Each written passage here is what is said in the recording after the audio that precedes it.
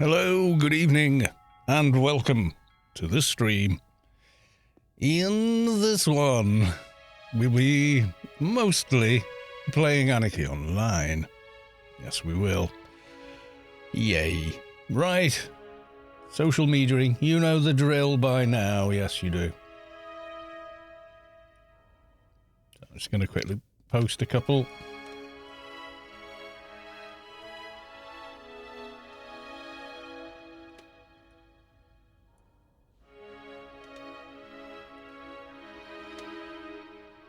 There we go, there's a Discord that's been done. I'm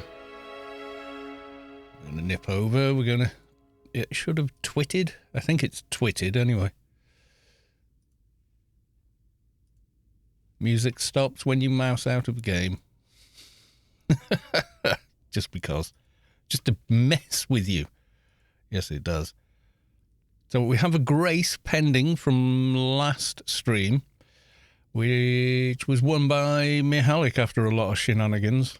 Because, well, basically, what happened was someone wanted to enter right at the end. Okay, and I don't have a problem with that. You know, oh, so I'd missed it. Oh, no, go on. So I'd already closed the giveaway. And when I reopened it, it deleted all the previous entries. Which is... Why have reset or clear if it automatically does that anyway? Just, I don't get. Anyway, so we had to go through the VOD, find everyone that had actually entered, plus the new person that wanted to enter the raffle, and then use a random number generator. So yeah, loads of fun. Let's go to the live screen, and for those of you in 160p land, hello!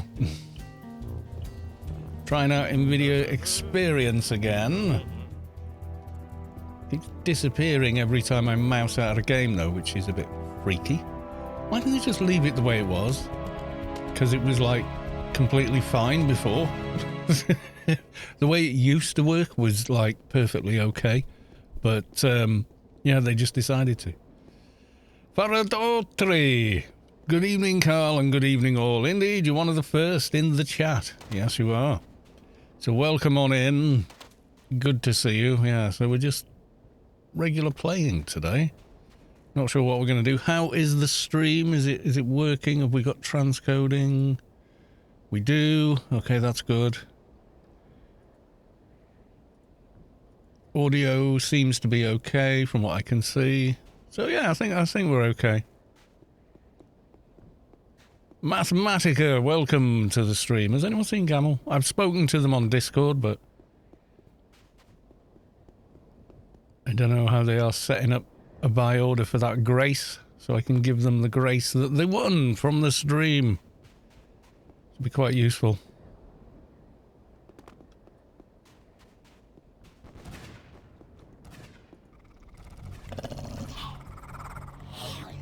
So Daily's time again.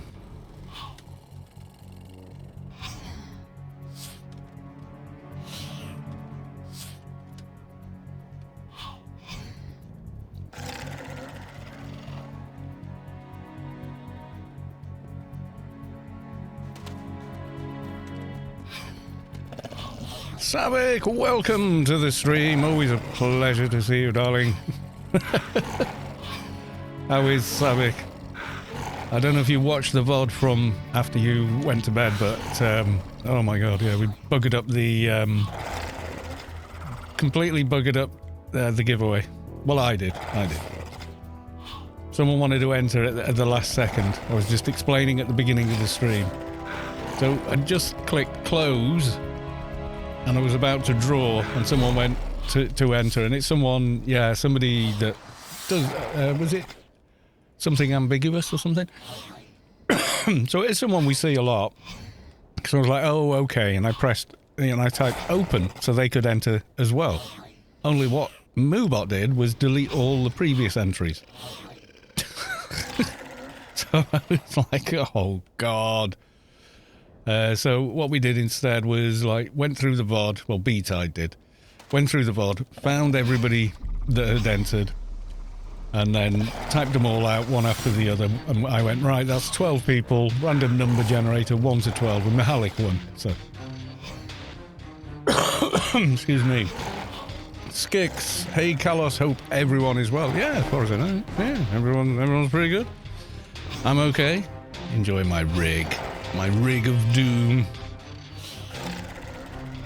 and having fun with it. Trying things, still can't get any kind of performance out of Witcher 3. Well, I can, but it just, nah. Specs, there you go.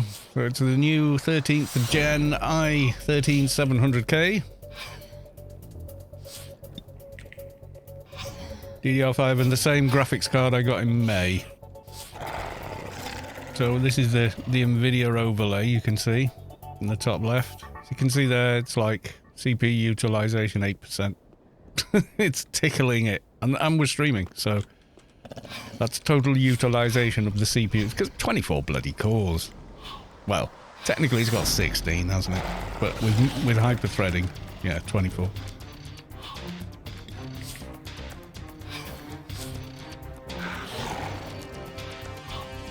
So it's the one below the flagship i9-13900K, which I could have gone for. It was only an extra 200 over what I was spending, but I was like, I'm spending enough.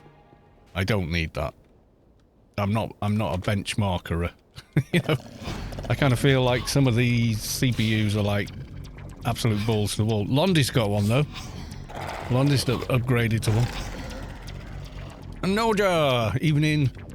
Carl and chat, welcome on in. Good to see you. Yes, indeed. So yeah, we're having shenanigans and fun. Something's weird going on with my webcam. Am I completely pink? Why am I pink? Oh my god. Can I fix that? That white balance or something? I think it is. Try and get the white of that guitar behind me to be white. Yeah, that'll do. There we go.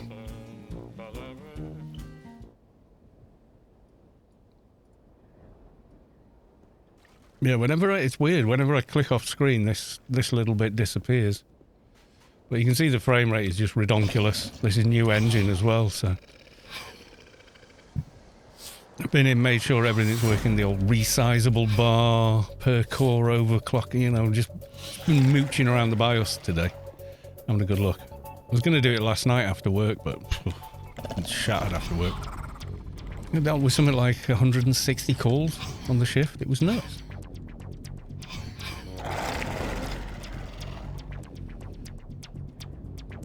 So, I don't mind. I got a shopping voucher thing from work, so we got some pennies to spend in a local, well, a chain supermarket, Tesco. I've shopped there before, you know. But they give me a voucher, so you can buy anything except like petrol and alcohol. Anything else you can go in and buy. So that's pretty handy, Harry. We can do a load of the Christmas shopping just with that. That's awesome. So yeah, really happy with the company I work with. Very generous. Very sort of, you know, have a very kind of modern approach, you know, where they value the people that work for them and show them that they value them in real terms, you know, so yeah, it's pretty good. Definitely not complaining. I'm thinking of doing another run at AO in the new year. I just can't get over the nostalgia of it. Me neither. 20 years in nostalgia and I'm still here nostalgiaing.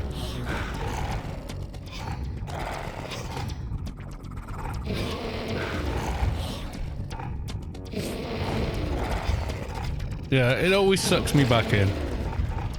Doesn't matter what I do.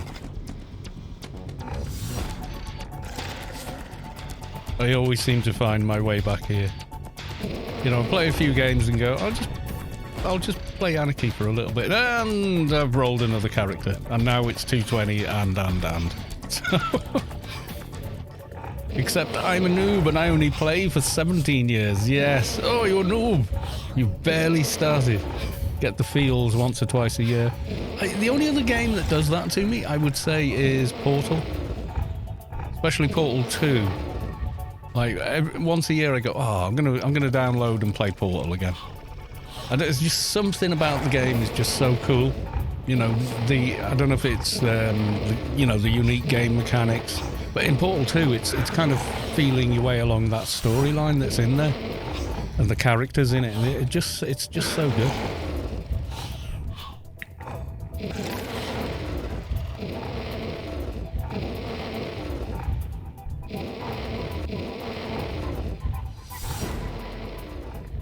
I have done the RTX Portal. I can run it. It runs okay on the 3060. I have to turn some of the settings down a little bit, but it did look bloody awesome. I could probably stream it. I think I uninstalled it though. I'm desperately needing more hard drive space. Wild to think that 4090 has 80 billion transistors. I know. That is just such a beast of a card. Londis has got one, you know. He got one from, like, I think he said he got an NVIDIA one from the NVIDIA site. So he's got, like, the Founders Edition. A 13900K, etc. So, yeah, monster system he's got now. I was going to wait and see what prices did on graphics cards, you know, next year, and think maybe get something a little beefier than a 3060.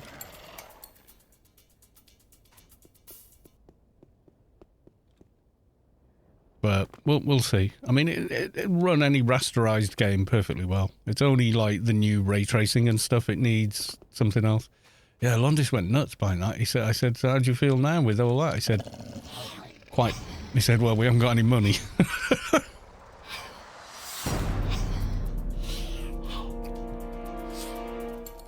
His girlfriend's got his old graphics card. I was going to try and get it off him on a deal.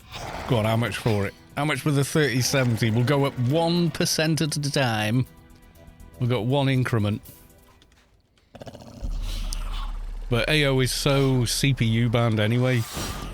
Because it's just like 99 frames a second graphics card. And this is with reshades on. Doing SMAA.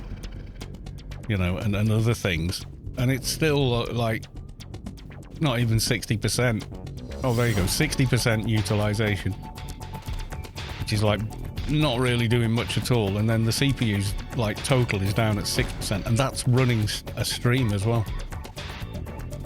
Nerf, I didn't get your notification. Why, Twitch? Why you do this? I don't get Twitch. I really don't sometimes. Why you don't tell viewers this? Someone they might want to watch streaming is streaming. I don't know why. I don't know why.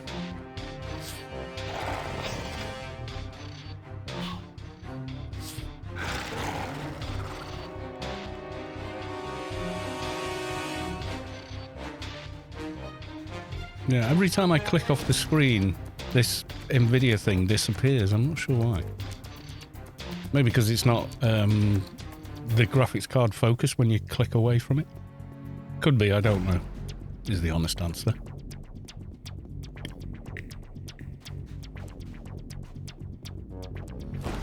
Be interesting to see what the old engine does.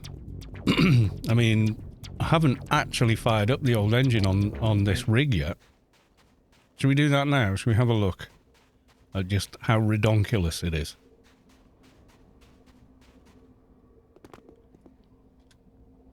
Yeah, let's do that. Let's fire up the old engine just for the lols and see what it does.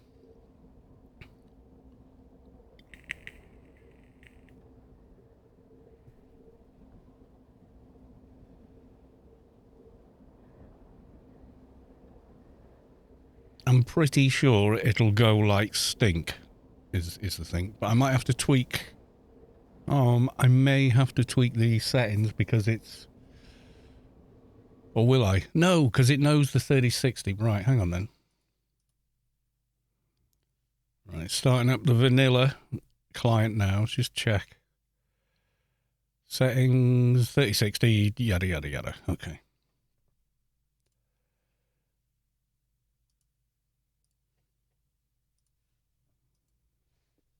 Carl, I took Bob on some clan Inferno worlds. Nice. Right, let's see.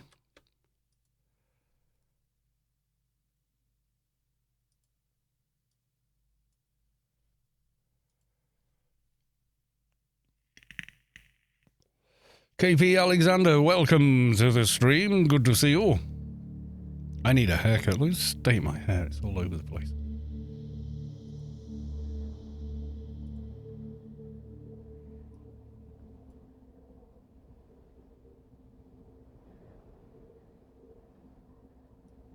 Yep.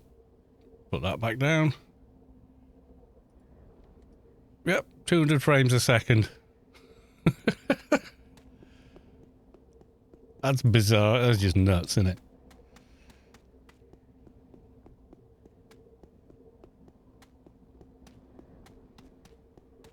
How bonkers is that?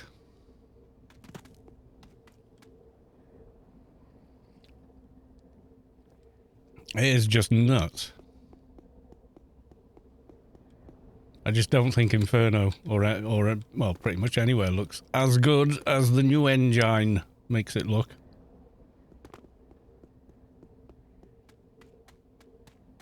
Might be my last stream for the next few weeks. Merry Christmas and happy holidays to everyone. If I don't see you before the New Year's, okay, dude.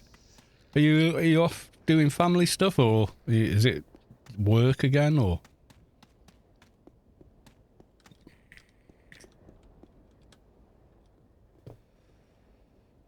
I'm sneaking up on this. Come to me.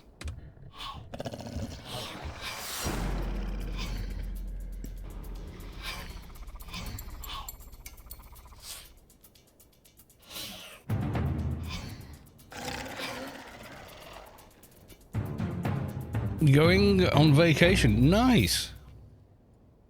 If you get the chance to watch a stream, they'll still be here for you, so don't worry. And the VODs will be there when you get back. So you won't really miss anything if you don't want it. And the corpse has, well, poofed. Yeah, so just goes to 200 and stays there. Okay, now we know. Now I can go back to the nice looking engine.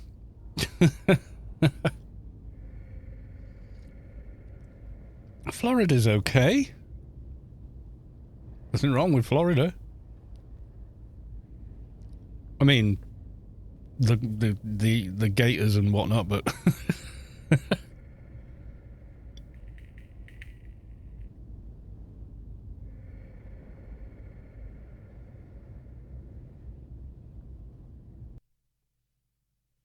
right. Home of Florida Man, yes, who is now known as Tinkering Idiot. But that's simply his sort of brand name for some gadgets and stuff he makes. Has a website for them. They're pretty cool, a lot of them as well.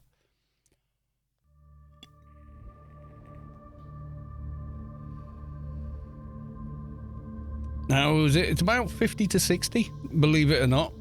As soon as I get a Doja, we can go there. And I'll show you around. I've kind of got it dialed in now, this system. So it feels like, yeah, I know what it can and can't do. Like, I got rid of NVIDIA Experience because it was using up too much CPU time and I was really struggling with the CPU bottleneck and everything. But no longer. I has all the cores. So, yeah.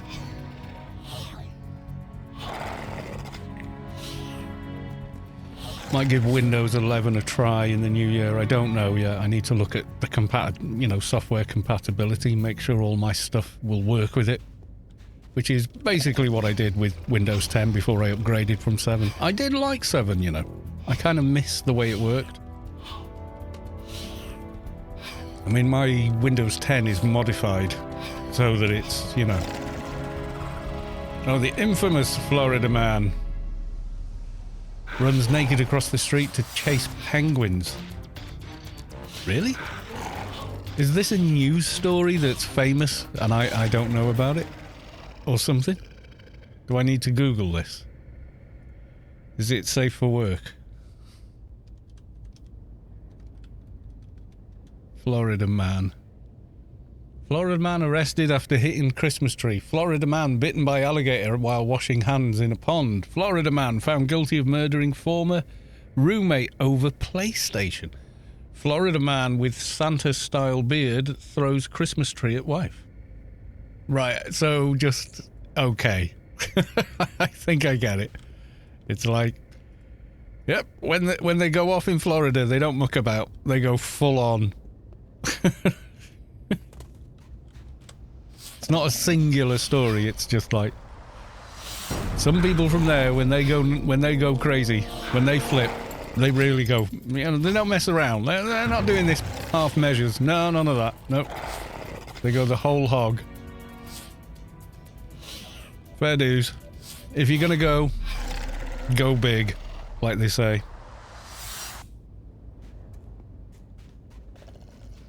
I remember there was eating bath salts and eating people's... I remember the thing about the... because everyone was saying, oh, the zombie apocalypse is coming, and, you know, Walking Dead was in the news every week about something or other. I've watched like 2 episodes of it. And that was it. And I just sort of like went, ugh. So I'm kind of bored. I don't know why. I don't find zombies all that scary, maybe, or... maybe I've just seen too many post-apocalyptic things. But then again, I love it in Fallout, so I don't know. Just didn't really grab me. Maybe I need to stay with it. Is it like Breaking Bad? It's a bit of a slow burn. You need to get through a couple of seasons before it all starts to really grip you, you know? Because I don't mind that. If I know I'm going to be gripped later on, then yeah, I'm okay with it, because it's kind of like, well, it's going to be, you know, it's going to be worth the... you know, the rise kind of thing. Gets better but feels repetitive. Right, okay. I heard something like they stroll into a new town. You very rarely see any of the actual zombie people. And it's more the story of what happened in that town when it all... the zombification happened or whatever. I just saw it started with a guy who was like a local cop or whatever. Driving around, etc. So I don't really know. I think the last sort of zombie type movie I watched, I think it was World War Z with Brad Pitt, which was like pretty bad. I still watched it. You know, a couple of beers and you know, it was fine. It was that kind of movie. You call it a popcorn movie. I call it, yeah. That's like 3 beers and I can really enjoy it. Like 4 or 5 beers, I enjoy watching the 300. Nothing wrong with the 300. It's great. You know, it's a graphic novel adaptation of a very old story, and it's done exceptionally well, and in the style of the graphic novel. And it is enjoyable, but you know, because you know what's going to happen, it's sort of, you know, it's lost some of that kind of like, ooh, you know. It's lost some of its mystery. Oh my god, is everyone hunting Dojas at the minute? That's a brimstone demon, they don't drop them. My god, where are all the Somphos? They've gone on holiday. They're on strike maybe, that's it. They've gone on strike. We're sick of you coming round killing us all. For greed and profit and XP. So we're doing away with giving you any.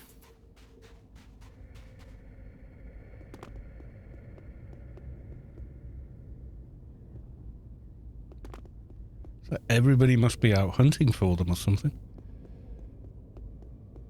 These can drop them as well, but they're grey now, so they run away, which is annoying.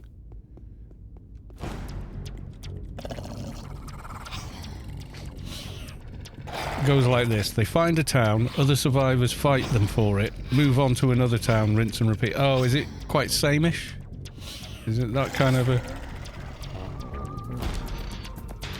yeah, I might get bored of that. I mean, you know...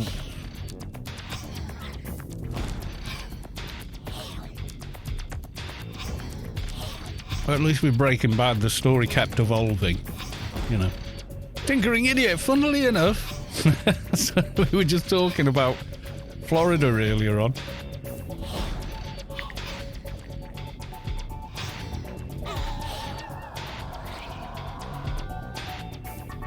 Yeah, none of these dropped them, so away. Nothing good, I hope. Well, they said, "Oh, Florida man," and I wasn't aware of the Florida man meme per se. I get it now. Yeah, type Florida man into Google and it brings up a bunch of different news stories of crazy ass stuff that a man from Florida has done, and they're all like different ones. The legend of Florida man, yeah, like like some other, you know, some offshoot species of humans. Florida man with Santa beard throws Christmas tree at wife, you know. It's like, okay.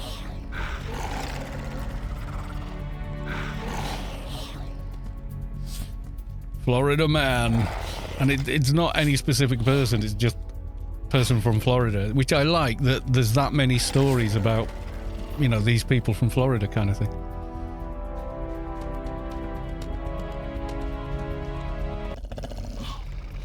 Did you watch Breaking Bad movie? No, I watched the series. There's a movie? Jesse... Oh, right, so Jesse Pinkman after the show ended. No, I don't think I have seen it. No, I don't remember watching it anyway. El Camino, okay. I don't know, by the end of Breaking Bad, I was ready for it to end.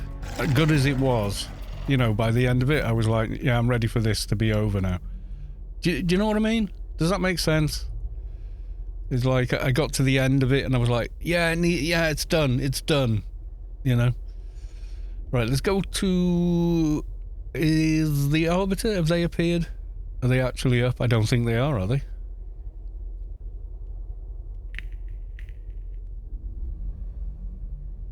The reason for our government transparency laws: arrest records of public info here. So bored news people go to see the weird stuff people get arrested for, and that makes the headlines.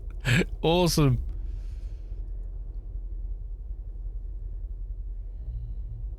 A maximum effort.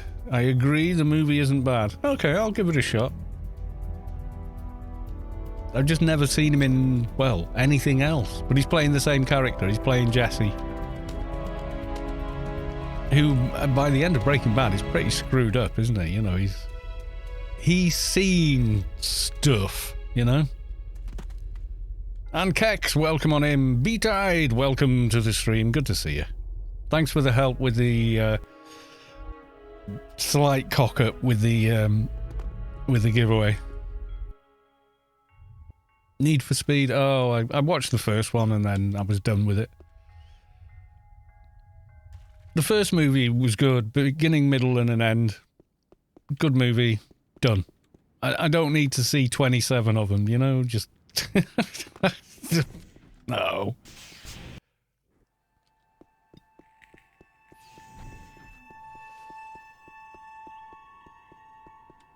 That's Fast and Furious. Yeah, it was. Well, what was good in the first film was the character arc.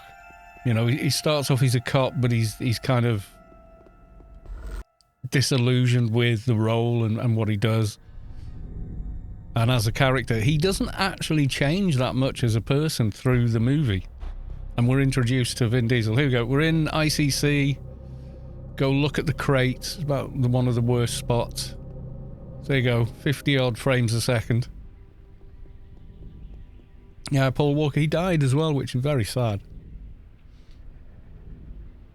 I mean, no age at all. Yeah, this is ICC, and it's CPU, you see. My CPU utilization's gone up to 10%.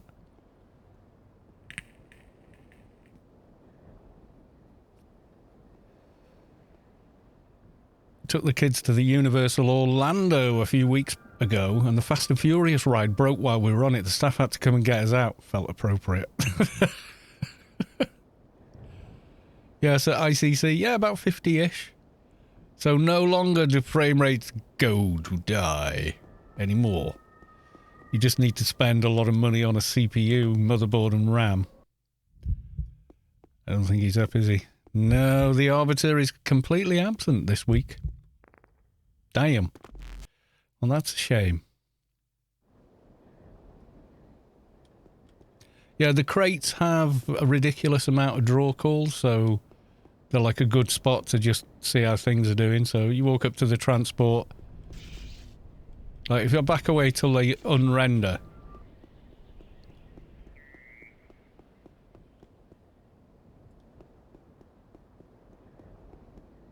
So apparently the crates is the worst spot. Here, where there's more people, and the crates. Yeah, 56. He's saying, can we make this a bit clearer?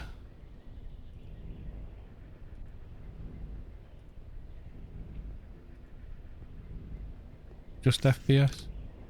Oh, there you go. That's a little bigger and easier to see. See, I got 54, 56. Yeah, so this square looking at the crates is like my sort of benchmark for how ICC is. If I run anywhere else like up here, like look at the smokestacks, it'll drop a little bit.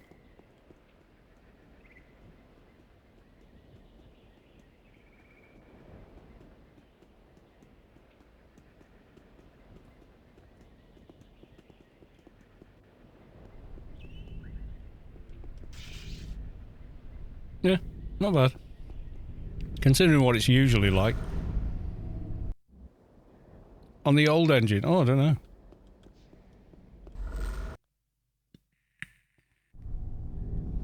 Don't forget, I run it with DG Voodoo, so... Yeah. Let's have a look.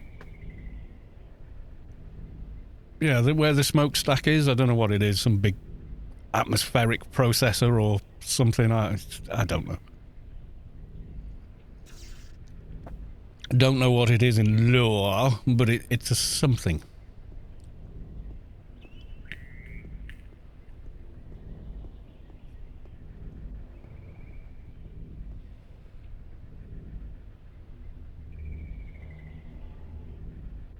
Yeah, terraforming, yeah, there's a lot of it, to be honest. Right, Ayo Vanilla.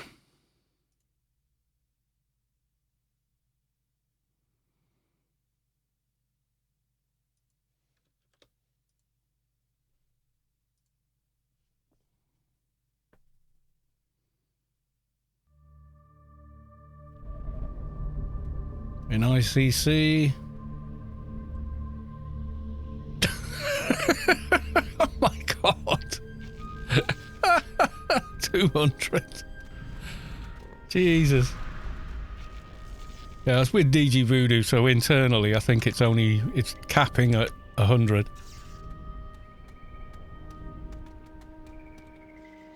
Then up here, look at the smokestacks. 150-ish.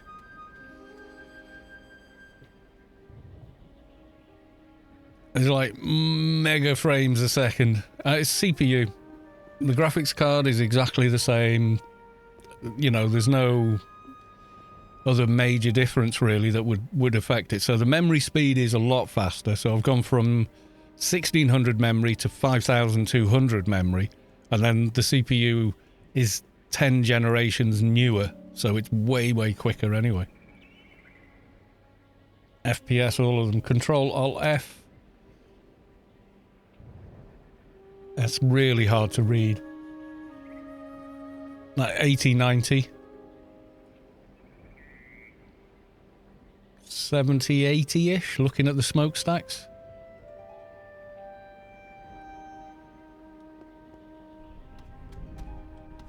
And then looking at the crates by the subway sign, yeah, 200. ICC, where frame rates don't go to die. Roger Iliand, welcome to the show. How the devil are you? Right, hand this in and then we'll go back on the new engine again. Ayo, maximum effort. I enjoy your streams even if I don't get to catch them all. Oh, you're welcome. You're always, always welcome on a stream. Donald Plump executes improved red tape. Clever name.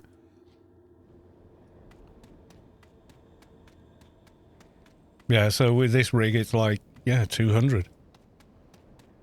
Saying 100 behind there. With DG Voodoo, it does it doubles how many frames it's rendering. I mean, we managed to get through an entire alien event on the new engine without crashing. I was gobsmacked. I thought, I'll stay on the new engine because he's teleported me, but as soon as I crash, I'll try the old engine again. And I just didn't crash. It was nuts. And I don't know how many times I was teleported to my ultimate doom. Do you ever crash zoning into ICC? Not really. I've had the new engine do the usual trick, you know, freezing randomly.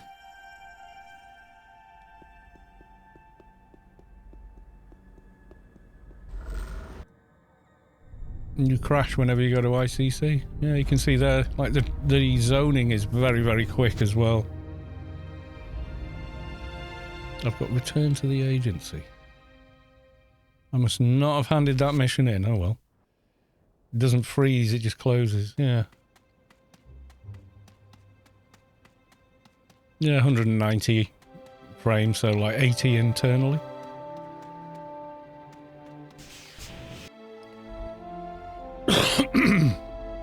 Yeah, but DG Voodoo is oh no, it's not this guy.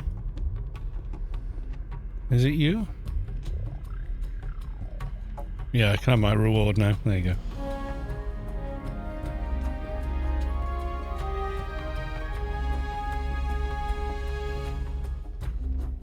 I'm applying for a job. Straightforward, please. Goodbye. What did we get? 4 old graffiti, okay. Your zoning and texture loading more or less quickly with my RAM disk. Yeah, I remember trying to set up a RAM disk with the old client once I had like 8 gig of memory or something. Years and years ago. I could maybe do it now, I don't know. But I just don't need to. SSD, fast CPU and whatnot. Resizable bar technology, you know, it all adds up.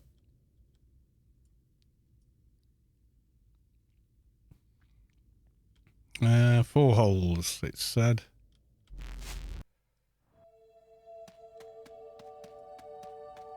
Yeah, I'm zoning before the character fade has taken effect. Pretty quick.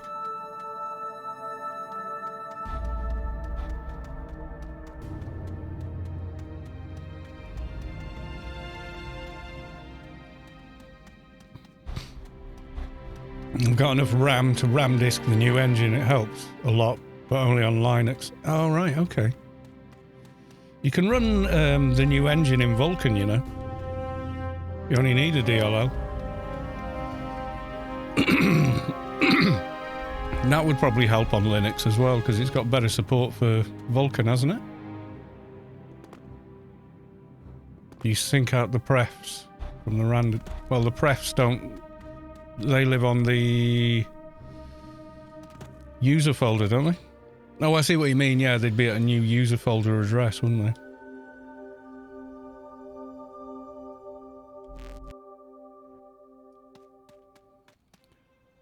Such. I'm going to show this game to a friend later on. Do you have any classes you'd recommend, things to do? Oh my god.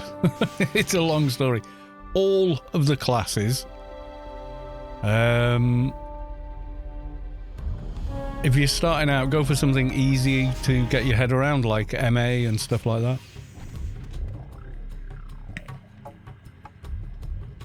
Yeah, I want to see how this does with M.2. I mean, you've got M.2 is kind of faster than memory now. It's some mad speeds, like 7,000 megabytes a second or something with M.2. You know, the high-end stuff. So I don't know. Right, I'm going to go back to the new engine. Yeah, it's the easiest, but also the most boring. True.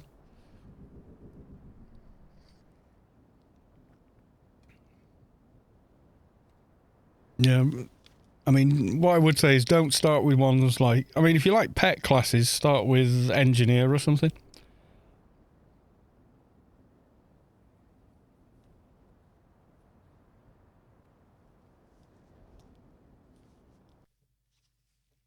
Yeah, well, the thing with Agent is nicer after you've done a few other classes because you kind of know about the various nanos and such you can borrow.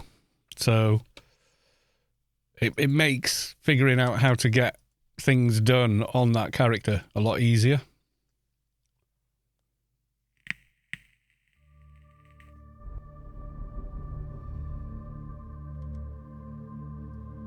Yeah, the only way I can slow down texture loading on this is if I turn on ray tracing by Quint. Otherwise, textures load really fast.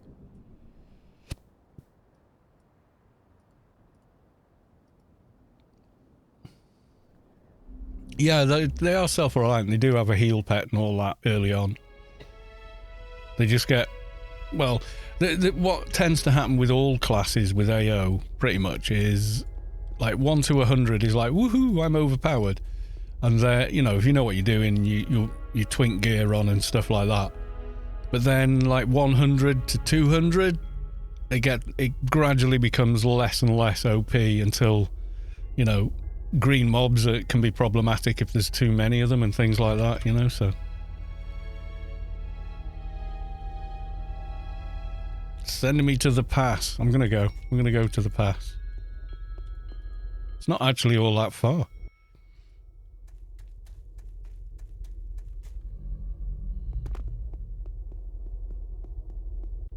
Vulpu, welcome to the stream. Has anyone seen Gamel?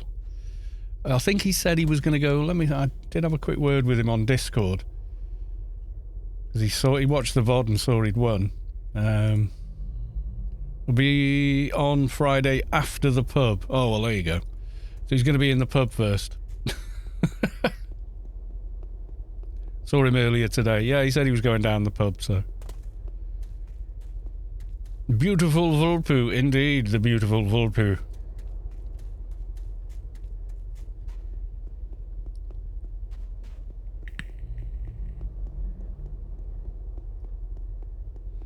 In fact, I'd argue this mission's nearer than the cave or Ergo, you know. I would say it probably is. Yeah, for getting AO to run, or any DX9 game to run in Vulcan, just swap out a DLL. I've even done it with Anarchy, but it didn't actually run any better, so. And the shaders didn't work, obviously, because they're DX9 and whatnot based.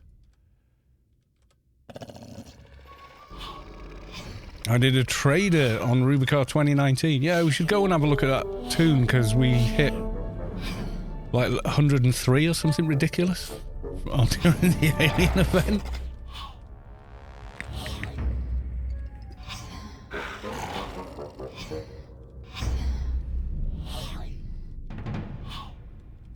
The sad thing about Krat is if you want a bigger pet, you have to have the NCU for MP buffs. Yeah, well, it's pretty much true of Engi as well.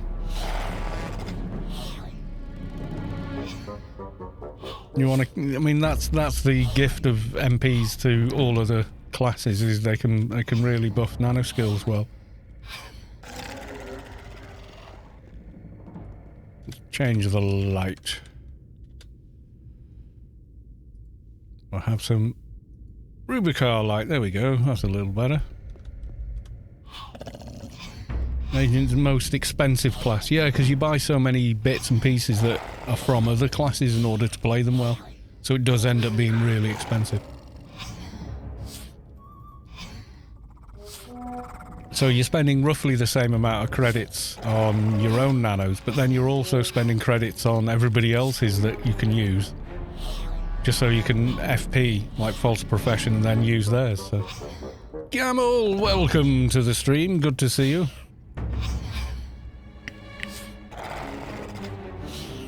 We were just talking about you winning, actually. I was saying, has anyone seen Gamel? Oh, he said he'd be in after the pub, so.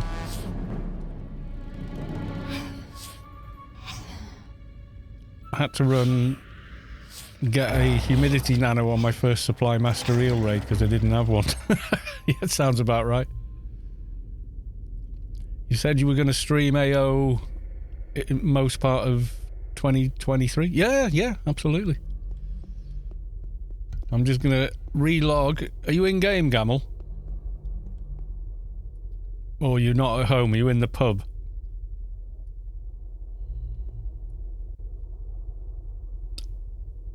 Yeah, I've got absolutely no plans not to stream Anarchy in 2023.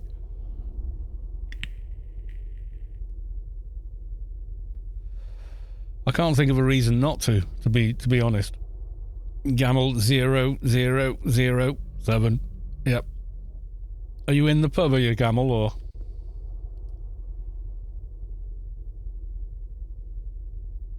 Good stream to watch while going to Blitz 17 missions. Yeah, there you go.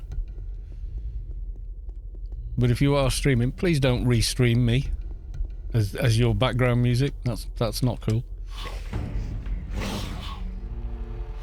I appreciate being watched while you're streaming, but you're putting my voice on your stream, and that's kind of not cool. So please no, don't do that. I ask nicely.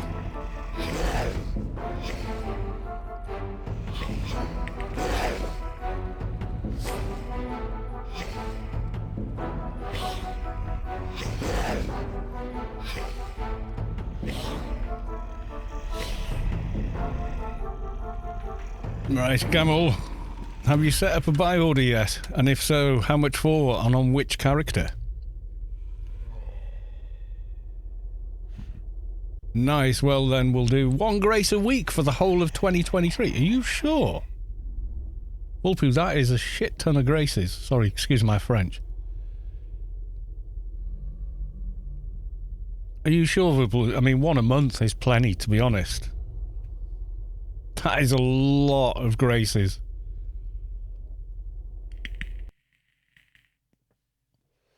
I thought about streaming, but I multi-box and no one wants to watch me hit the reclaim repeatedly. Oh, they like watching me do it, though.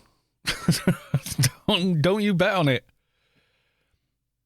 Shit ton is an imperial unit, right? Yeah. It's a metric ton in metric. It's mid-ton.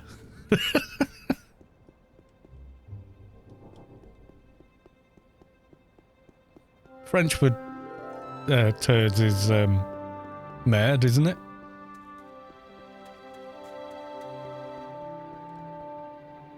I would stream, but I've got a face for radio and a voice for novels.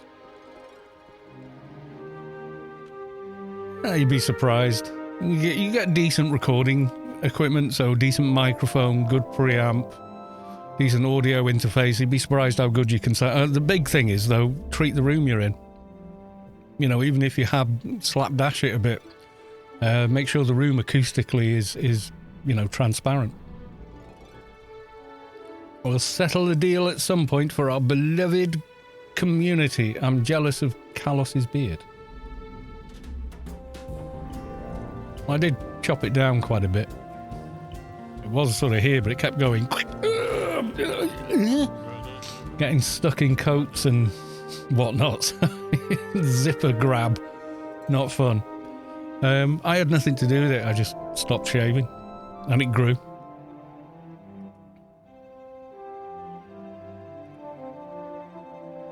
My office is also the large open living room with tile floors. Echo Town, yes. Have you set up a buy order, Gamel? Let me know once you have. Yeah, I know. I keep looking in like the supermarkets and stuff, and I've still not seen a Santa hat. I'll wear one for the stream, because I'll be streaming Christmas Eve, because let's have a look. Right, so I'll be streaming tomorrow, the 17th, then streaming again on the 21st, so the solstice, so that's a Wednesday, the 23rd, and the 24th. I'll also be streaming on New Year as well. Well, New Year's Eve. Because I'm working on the 17th, the 24th, and the 31st. So it's not like I'm doing anything else. So, like, New Year's Eve, I'll be up at 7, working till 1 o'clock. Might catch an afternoon nap. And then streaming until whenever. And I think we had... Let's try and figure this out. So... Last Saturday was so Alien Raid. So there may not be one on the 24th because it's Christmas Eve. We'll have to see what SPACEQUEST says. But that would actually be the next scheduled one. So we'll have to wait. He might be going out or something. I don't know.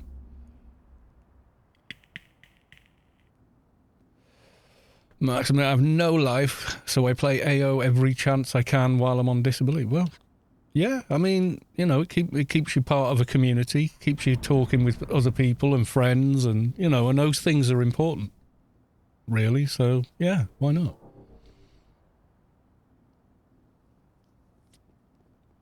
All right, I haven't heard from Mr. Gamble yet.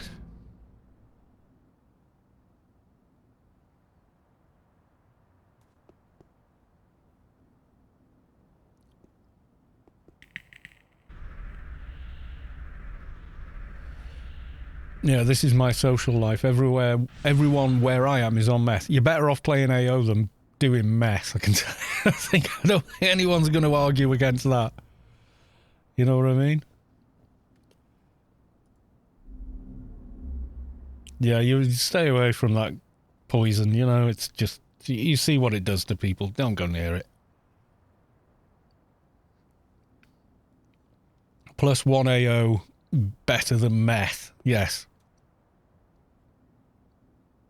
While you were here, make some 52 buy orders for some 1122 or so creds and I'll fill them. Oh, God, are you sure? Right, hang on.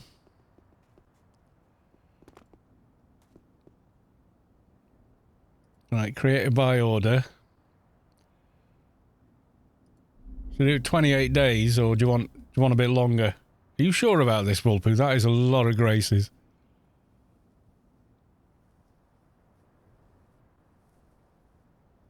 I quit smoking weed in 2000. Quit drinking in 2003. Quit cigarettes in 2019.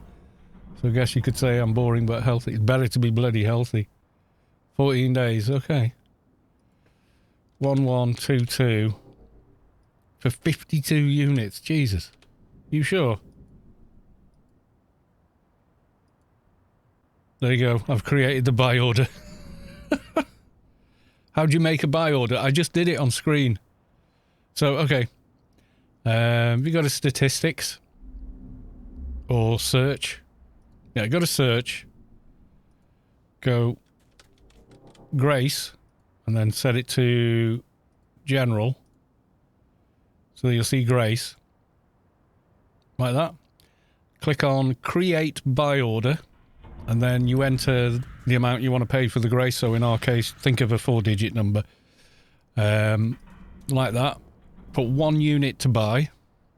And then click create buy order at the bottom. And then tell me which character it's on. And I'll find it. And sell you the Grace for that amount.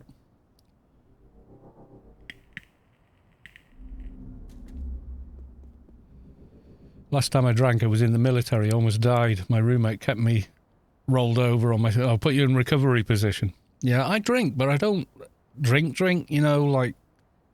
I'll have maybe 4 small tins of domestic beer in an evening while watching TV, and then I always eat stuff afterwards or during. So, you know, I don't even think about having a drink until late in the evening. So it's... For me, it's never really been an issue. But I understand it is for some people, you know. Excelsior! Oh, you are on. Indeed. I am. We are live. We are live. Yeah, I've never been... I think I've only ever been blackout drunk once, and I was a teenager at the time, you know, that kind of thing. Especially in South Korea. Is it? Is it a big... Drinking a big thing in South Korea? I have no idea. Yeah, in the military, that's pretty much... Oh, yeah. Is it like macho drinking, you know? How much can you keep down? And, yeah, it's not my style. It's pretty much all we had to do. We'll fill until one makes a tune named Calcal and put up some buy orders.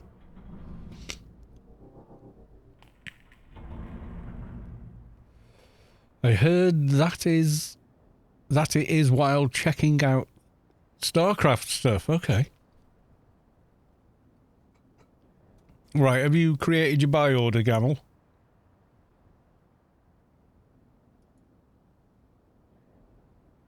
See, then what I do is I go sell, and normally it'll tell you the highest bidder, but you go order details, and then I can see all the other buy orders.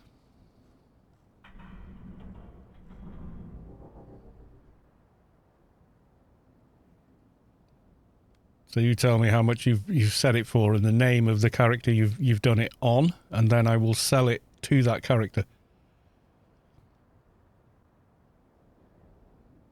I did find the computer district in 2002 after I quit drinking. That's when I started building, selling PCs in the barracks. That's a better thing to do. It's a good skill to know.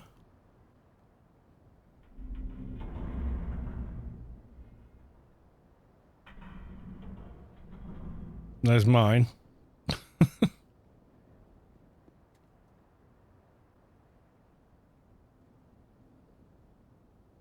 Not working. Okay, do you want to go through it again? You want me to show you from... Right, so click on the market.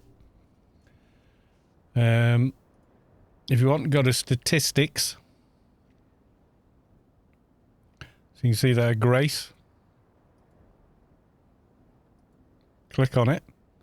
See, it's here. So you're now looking at Grace. Go to create buy order. Then in the unit price, think of a 4-digit number. So 1, 2, 3, 4. Yeah. Units to buy set to 1 and go create buy order. That's it.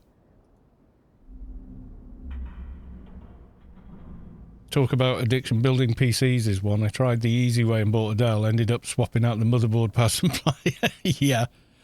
Dell build things in such a way that they're hard to upgrade. So you go back to them, which is trying to monopolize your product, which I don't agree with. It's Friday, friends. Why not celebrate the occasion with a nice bottle of Omni champagne? Visit your local good time party mixer today and pick up a bottle, or two. This message was brought to you by Omnitrans. Hey, Omnitrans, promoting alcoholism since 25,007 or something. Made maybe 20 of them. Right, okay, so how much was the amount that you put a buy order in for? And what is the name of the character? Gamiengi 2, okay.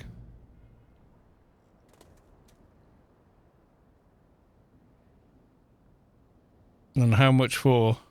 Gamiengi 2, is this you? Is that your buy order? Omni Transportation promoted drunk yalming. You all saw it. You still yalm? Right, so that's you there then, yeah? Right, so I click sell. There you go. I've just sold you a Grace that you could quite easily sell for 136 bill. Next time I will not go down the pub first. It's fine. You managed. You got it done. There you go. Grats, Gamel. So now when you sell it, you get the joy of moving all the creds. One bill at a time. But you want to come to the grid and go to the room of rooms. So you go to the Unicorn Defense HUD. And then turn right. And just to the left of this table, pretty much where this person is, you should be able to open GMI and the mail system. And then what you're going to have to do is withdraw 999,999, like 1 billion at a time, whatever it is. And do that until you're under the 4 billion limit, and you'll have a bunch of those there. Then create a buy order for 3 billion, and that clears that. Then you can put another 3 billion back in, and then change that buy order up to 6, repeat another 3, then increase it to 9, 12, and so on, yeah? So you're going to have to spend like a good 45 minutes or so doing that. Maybe not tonight. No, do it don't do it with a thick head. That's no fun. I did it stone cold sober on a stream, and that was bloody annoying.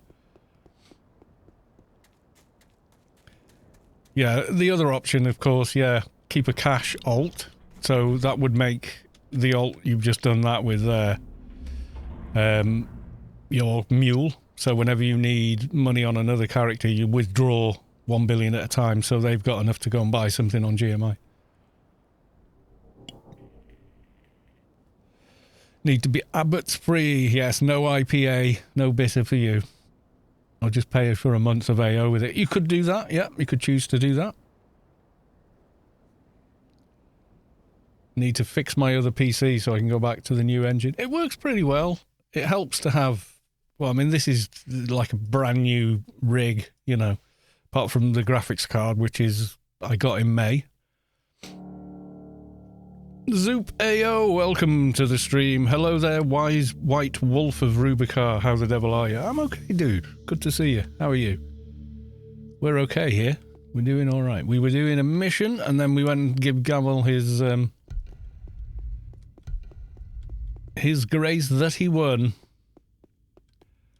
So yeah, at 1660 is going to be fine.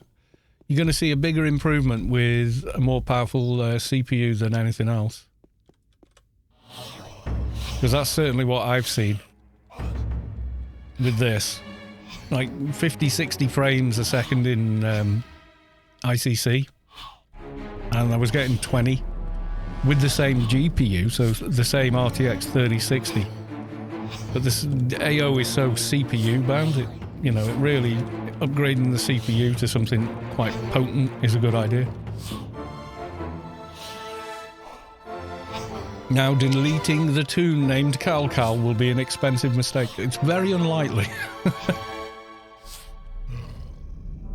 I bought a 2060 like 2 weeks before. Oh, it doesn't matter. Whenever you buy something like that, it moves so fast. It's like every year there's another generation and it's better. So it doesn't matter when you jump in. It's unfortunate it happened close together, but it was going to happen anyway. I mean, this is an i7 anyway. So this update, there you go, was 10 years coming. So my old system was a i7 3820, which was like a bit better version of the 3700K. So 4-core, 8-thread, but in an X79 motherboard, so quad memory. The thing with DDR5 is quad anyway, because each RAM stick is dual channel. So it's running in quad mode with just 2 sticks.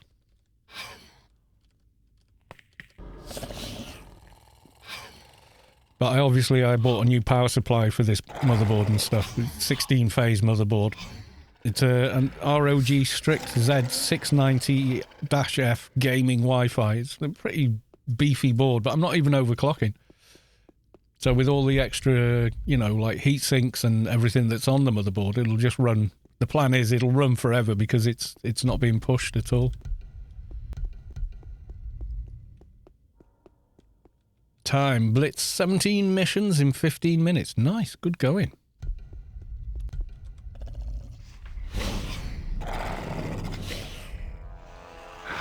Thinking about I/O, just need to make sure my socket is the same and it's compatible. Yeah, I mean, you can look it up. You can double check a lot of this stuff now. You don't have to dig into manuals. About to buy the Maximus Z690 Glacial, but not worth it. I mean, are you going to get some LN2 and do some, like, world record-breaking overclocking? Because if not, it's not. Honestly, it's a brilliant, brilliant product if you're going nuts. But if you're not going nuts, you just, you don't need it. This was just under 400, this motherboard normally, but I got it on, like the Black Friday, Cyber Week, Cyber Monday deal.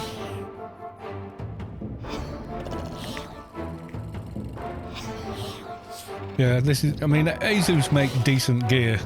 I've used Asus motherboards since the 90s, and they've always been really good, so... Was till it decided to die on me, yeah. See, I'm not even overclocking this. All I've done is enable XMP and auto Intel enhanced thing that's on the motherboard, and then set resizable bar, and literally that's all I've done. Nothing else.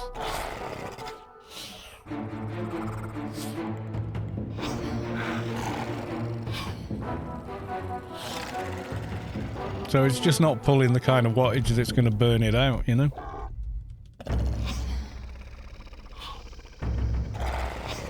So it's a socket 1700. It's actually fewer pins than the other processor I had, which was 2011 pins on the board. But with all the new, you know, technology, instruction sets and all that. M.2, yeah, that's going to be that. Yeah, are you grinding away research right now? I am, Excelsior.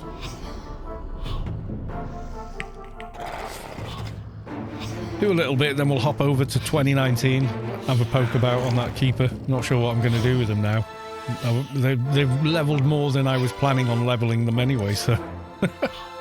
It was just like how much XP that was being doled out at the Alien event was nuts.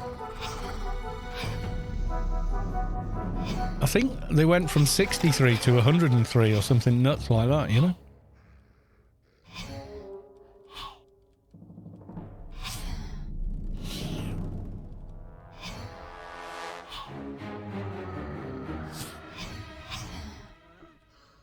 Too high for me. Yeah, I didn't expect... I thought maybe I'd get to maybe 70, 80, but...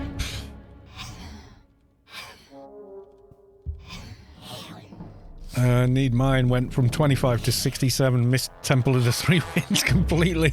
Oh, God. Who is they? Something happening on Arcade 2019. No, we got a green... I went there just to stream the Alien event. SPACEQuest said, oh, do you want to do the 2019 one as well? I was like, yeah, okay. You know, we're sharing where it is, how to get there, you know, the usual. So I just decided to come on that particular character. Well, I came on a different one and said, oh, I want one of them green swords. So once we had it, the green sword hits about as hard as a panther, or a pained panther, but has 0 skill requirement to equip it. So I put it on a level 1 and we went to the subway with it for the lols, and then ended up getting to like level 20 odd very quickly. Then we went to the temple and started farming everything in the temple because we were just killing everything so quickly. You know, and it just went from there, and then before I knew where I was, we were doing Biomare at level 60.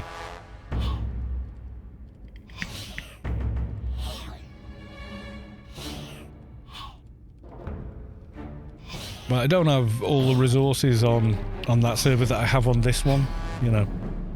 It's a cool item, but not needed. Yeah, it was just playing around with, you know, how awesome it is.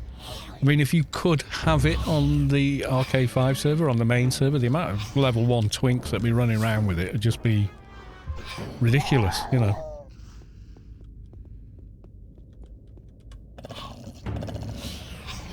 So today my new MP went from 31 to level 1 in 1 hour. Right? No, never bring it to RK5. They won't. They've had instruction. SPACEQuest and the other, you know, you can't spawn that. Do not spawn that on this server.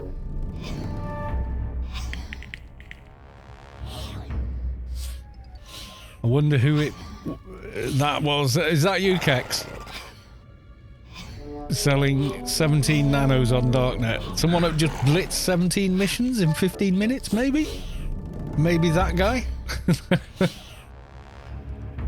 Slight possibility. Yeah, why not, mate? That's how it's done. 63% done on the mission. I think I found more death, though. I need to kill the thing at the other end of the room. Thankfully, I'm on a shade. Silly boy, welcome to the stream. Good to see you. How are you doing? You okay?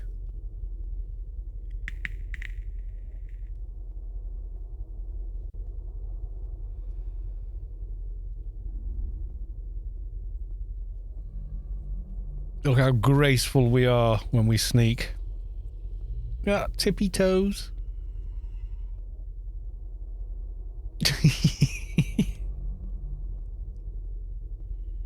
No GMI on 2019. Yeah, I think that does put people off. You don't need it. Yeah, I guess so.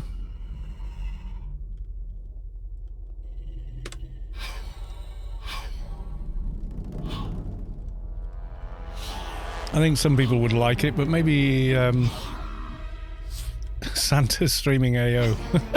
Drop a follow and don't be shy. That's one of yours, isn't it, Vulpu? I'm thinking. I know I don't promote myself enough, apparently. Santa is streaming AO. There you go.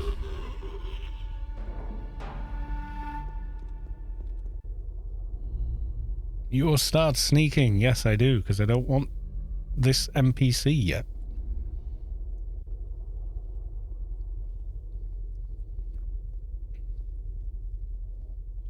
Yeah, upgrading the CPU meant upgrading the board and the memory as well, so... Because it'd been such a big gap. It wasn't really a choice. It was like, well, do I want to go AMD or do I want to go, you know... I thought about it and I did a lot of research for, you know, my use case. So you got to remember I do the video editing and that sort of stuff as well. And having quick sync available while, you know, scrubbing through timelines and stuff like that, it's pretty hard to beat. Unless you go, you know, full on Threadripper, blah, blah. Which then isn't that great for games, so it was kind of a compromise build in a sense, but I'm quite happy with it, you know. I think I got my money's worth. I spent more or less what I spent last time, minus, except last time I bought a graphics card as well, an 80 series, so but it was a 6080 at the time, so...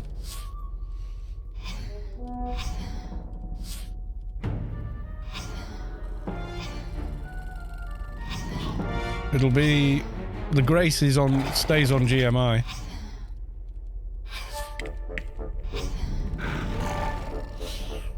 When you look in your inventory on GMI, it should be there. No, Zoom. Yeah, you're right, yeah. But he just bought... He won one from us on Wednesday's stream.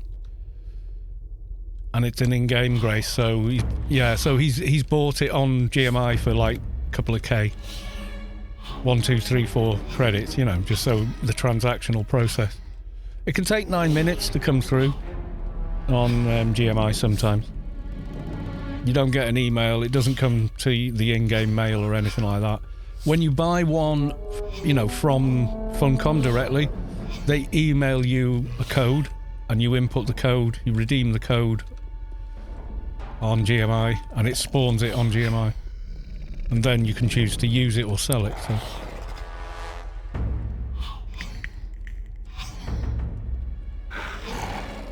last time I bought one, they emailed the code anyway. Excuse me.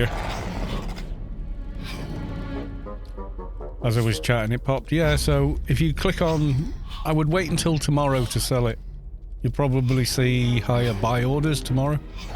Weekend prices go up a little. Just seems to be the way GMI and the economy works. So you go on, you know, over the weekend, might go up a few more billion. So it's worth waiting just that much longer. And then you're going to have the rigmarole, you know. 480 was the highest I've ever seen. But that was obviously shenanigans going on. Because suddenly that account's name vanished off GMI. As did all the buy orders. 490. Jesus. I was AFK during that time, I know. People going, sell one. I was going, no, why? I am not doing 400 and something transfers. I just couldn't be arsed. That sounds terrible, I guess, but, you know, I was just like, I don't care who bought them. Yeah, true.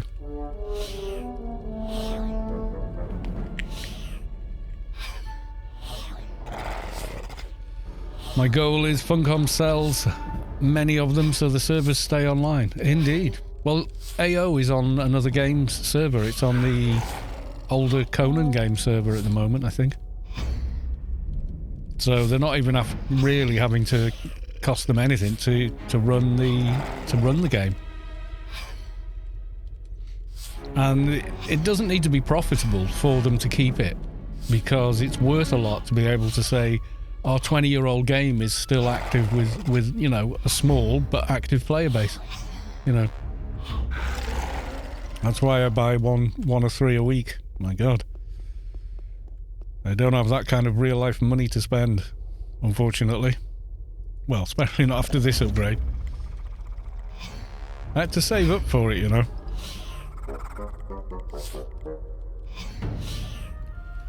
People say multi-boxes kill the game. I wouldn't say they killed it, no. A lot of people just do it to be helpful, you know. Restream. Do not restream me. I asked you not to last time, so don't, please. Don't put my audio on top of your stream, please.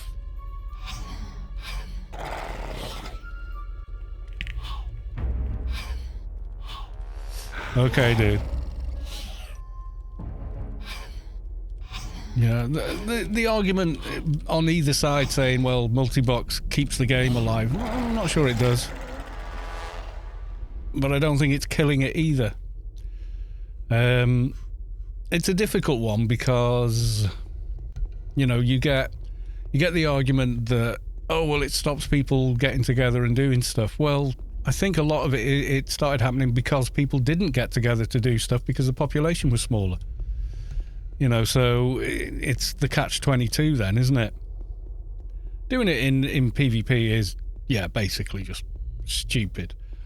But yeah. In PvM, though, you know, they can help make raids go on. I don't hate on it or anything like that. You know, a whole room with nothing in it. You know, we've done streams before where I've gone, oh, I need such and such from, you know, Pan to do so and so with this character. And someone's gone, yeah, I can do the Zods with you. You know, and they've just logged 6 characters and done it. You know, so I can't hate on something that's helpful. Because it is. What percentage am I at, I wonder? Didn't update after that last kill, so I just don't know now.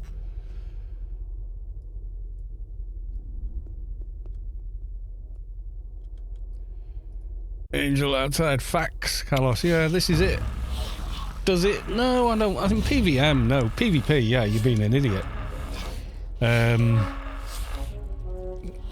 You know, if you make something trivial in game, then yeah, you're not helping. Yeah, well, people do that. They get really like hyper focused on the game, and they do loads and loads and loads and loads, and then, you know, that psychologically is not, possibly not healthy. So you get burnout, you know. People do it with work, you know, they get obsessed with their job and they do nothing else. The job becomes their life, and then they end up hating the job. But it's not the job they hate, they just hate how much of their life they've given up. It's a weird thing that goes on. I think that's another line done. It is 2 to go. It's difficult to say with any real certainty, because you've got to look at it, you'd have to look at it on a case-by-case basis if you think about it. You know, one person's reasons, values, and, you know, why they think they're doing multi-boxing versus another person's is going to be different. So you can't make these sweeping statements. They don't work in the real world, you know.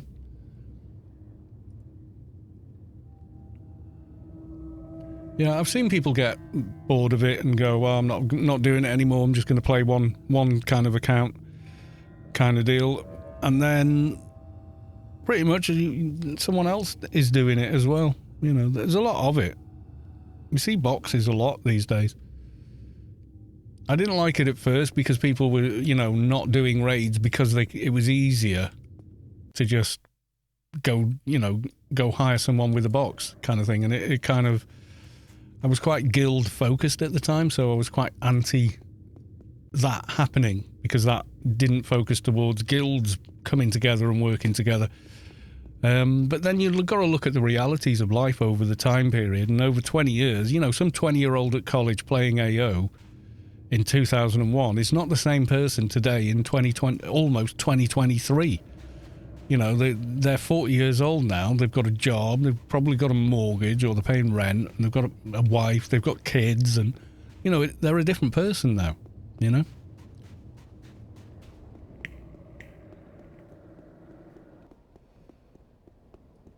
Like that Obeya guy, not a fan. I don't know who that is, to be honest. I just don't bother with PvP because of all the drama. I like the PvP, hate the drama, so I just one day just decided that was it. Kex, resubscribe with Prime. Thank you very much, sir, for the resub. My thing is, we can do the subway. Yeah, minus Humanities, because you need to space out, and yeah, the mechanics work against you for that. Pick up team and not make it past Virgil. Yeah. No, stand in the doorway. What? Yeah, pick up groups. They can be great or they can be terrible. You just never know. What is sub with Prime? All right. Have you heard of Amazon? Because you're South Korean, aren't you? So, I don't know. Amazon's in South Korea, isn't it? Come on, South Korea's got like the best internet in the world. Yeah. Well, if you've got Twitch Prime, if you've got Amazon Prime, you get a free subscription. You can use a free sub to Twitch, but you have to link your Amazon account to your Twitch account. And then it becomes a payment option. So it's like, you know, you get like a Spotify, you get a Audible, you know, all these things you get for free with Prime, as well as like Prime TV. So you get a free sub on Twitch as well, because the Amazon bought Twitch a few years ago now, actually.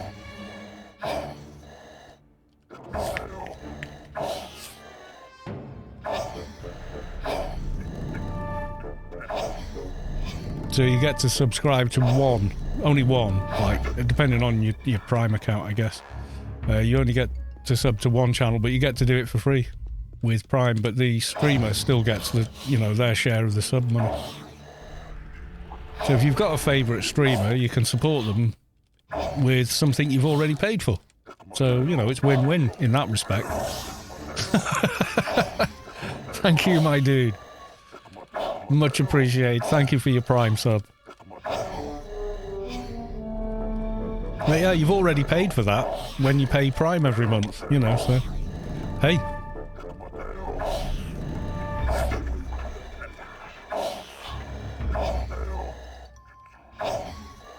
But much appreciated. Welcome on it. You get the emotes now as well. And they work on the Discord as well. So you get... what else have we got?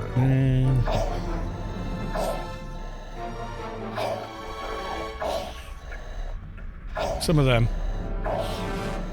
I made them myself, except for the really good one. It's supposed to be me. Someone else made that. Savik is the boss. Yes, indeed. Seekers, yeah, that was inspired by Guess Who? Mr. SPACEQUEST. With the I kill you, I don't just kill you, I kill you many, many times.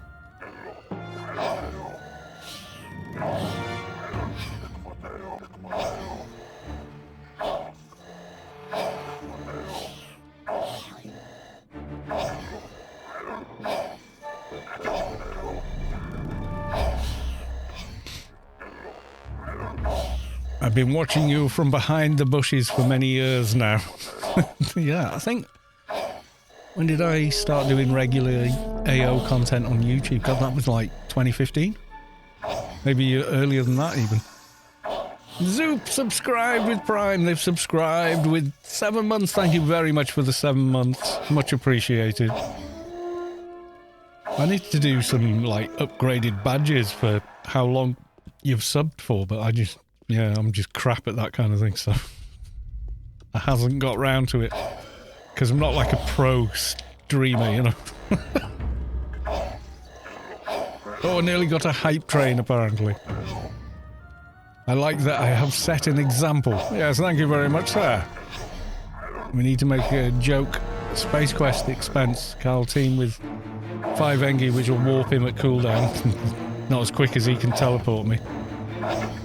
By the time 1 Engi's cast it, he's killed me 4 times and teleported me 6, you know?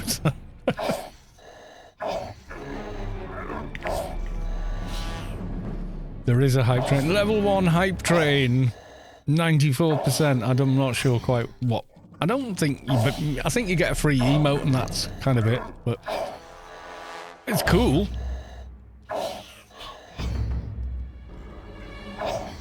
AO streams hitting hype trains. I think that triggers the Twitch algorithm when people search for games and things like that. So maybe. I'm not entirely sure. Algorithms are weird, like when Big Man Force spends weeks and weeks working on a video and they're awesome and I'm happy to be a part of them sometimes when I do little voiceover bits for him. He releases it and he gets a good amount of views, but all my views always go up as well, and I think it's the way YouTube does its recommending. So it's like, people are watching an AO video, let's recommend them all of these. You know, and it just so happens I've got about 2,000 of them now, so sorry. Yeah, I think it's just the algorithm kind of thing. I'm wondering what happened to that AO video the guy was going to make at Halloween. Because he was going to make them anyway. Because it's easy. With someone on Discord.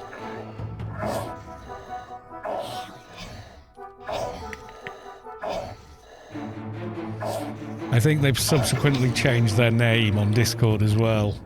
Just kind of tells you all you need to know, really. Just saying.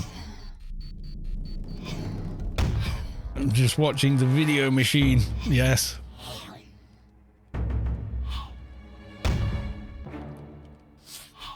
I can't remember. I honestly can't remember.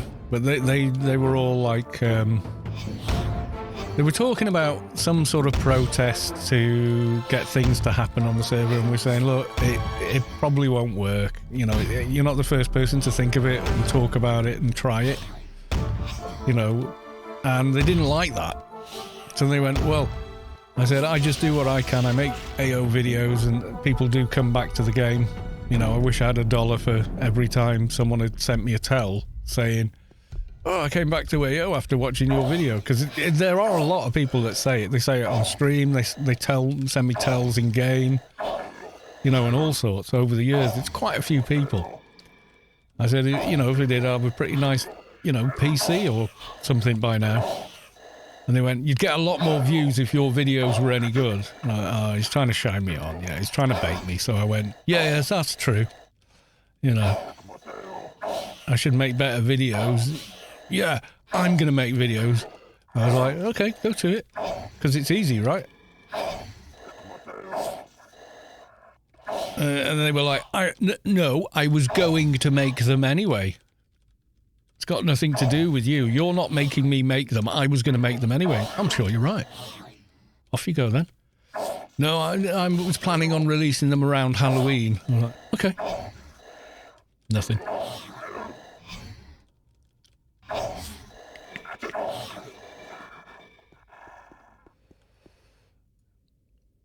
Yeah, comments on YouTube IRC, yeah. Yeah, you just take OBS and like do stuff and bam, yeah. You don't need to do any editing. Don't need to think about production values, color grading, you know, theatrical flow. You don't need to think about that. Just record stuff and put it online. People will watch it. It's easy. Look at all the big YouTube channels and pay attention to the editing, direct, you know, and the scripting, and Oh, they're a media production company. You know, they're not dicking around like me. When I grow up, I'll become a YouTuber. Yeah, it's like being a rock star, isn't it? Buy a guitar, rock star. There you go. Doesn't matter if you've got talent, ability, determination to learn. Just owning the guitar, that's all you need.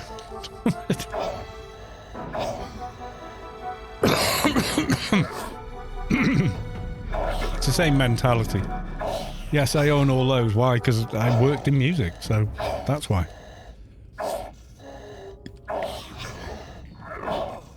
See, with this rig now, what I couldn't do before was like stream Cyberpunk if I wanted to, or stream heavily modded Skyrim or whatever. It would just grind to a halt. Another reason for upgrading was just to keep up. Buying guitar equals rock star. Yeah, well, in my day, that's what people think. I'll just become a pop star. You know, people genuinely were like that. I knew there was more to it. But I kind of like, I was pretty similar mentality, you know.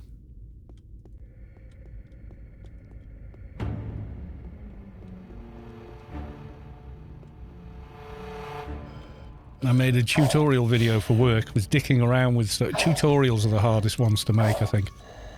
Because you watch it back and think, yeah, that's okay. And then you show it to someone and they go, I don't get that.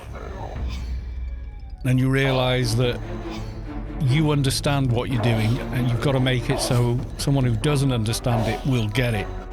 So you have to talk about things in a different way, and then you've got to think about the logical steps and how to sort of present them, and you know.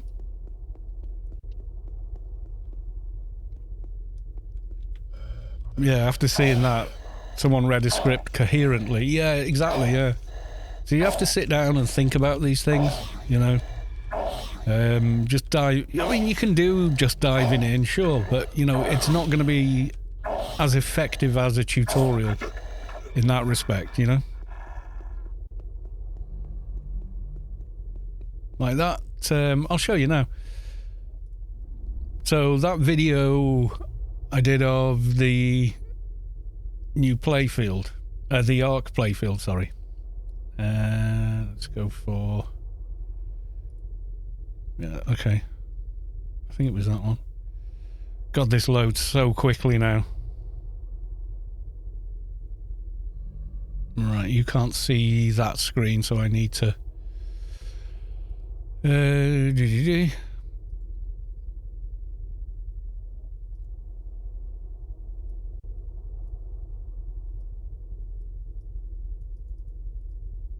So there's my playback screen, like there.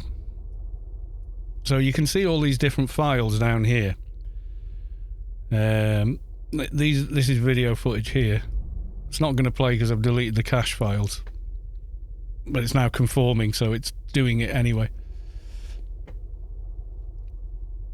Yeah, I can talk all day. But yeah, conversational talking is quite different from, you know, instructional. These are all blank because I deleted all my cache files. Because they take up a lot of drive space. And Premiere Proing at you. God, this is so much quicker. This used to be import 1 or 2 files and then go put the kettle on, you know? Now it's like, it's doing everything I did in here.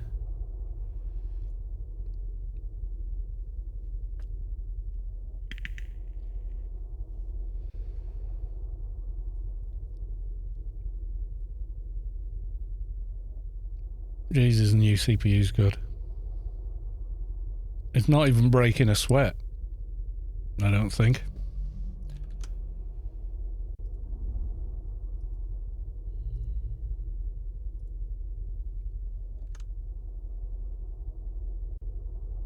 Yeah, it's not. See. Jesus. CPU utilization 6%. And it's transcoding video and audio. Look at it whizzing along. Jesus. That's like 20, it's like a time lapse of how it used to be. Right, so first off on here, Can I get this reattached? I usually have this on a separate monitor, so my whole screen is editing like this. You know what? I'll just...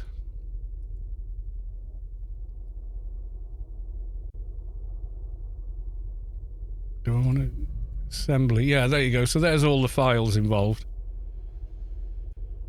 Here's this. That's an adjustment layer. So if I want to edit what that's doing, that's over here somewhere. Hang on. Get rid of that.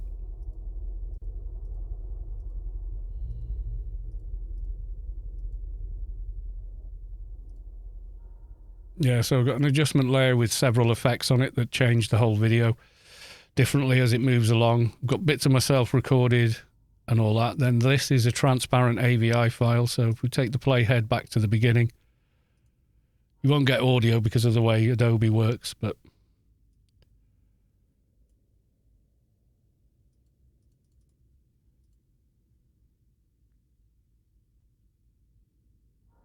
I think it's not. Where's the playhead? Oh, yeah, it's all right.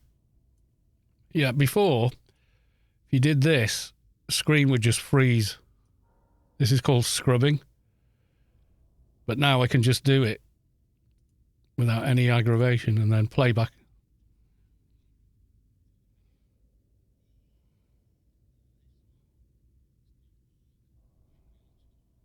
Right, and then it's going to do 4 things at the same time.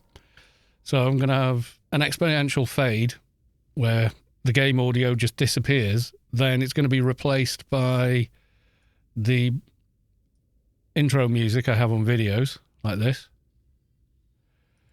Then this file has color change in this. It's transparent. And then there's another thing behind that, which is moving along. See, the Anarchy symbol is zooming. So we go back to editing. So you got final, then you got this. Now, if I look at what's going on with that one,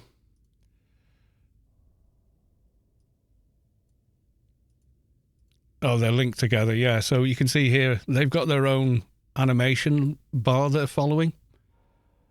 So the velocity and the speed that zooms in and out, as well as the fades on either end, etc. And also the adjustment layer blurs the background as well. So that's all going on. And I got that fading out. And then as it does, I immediately just blend over the last second of the music audio and start playing this audio file here before I start speaking. So you get, although I'm not sure you can hear it.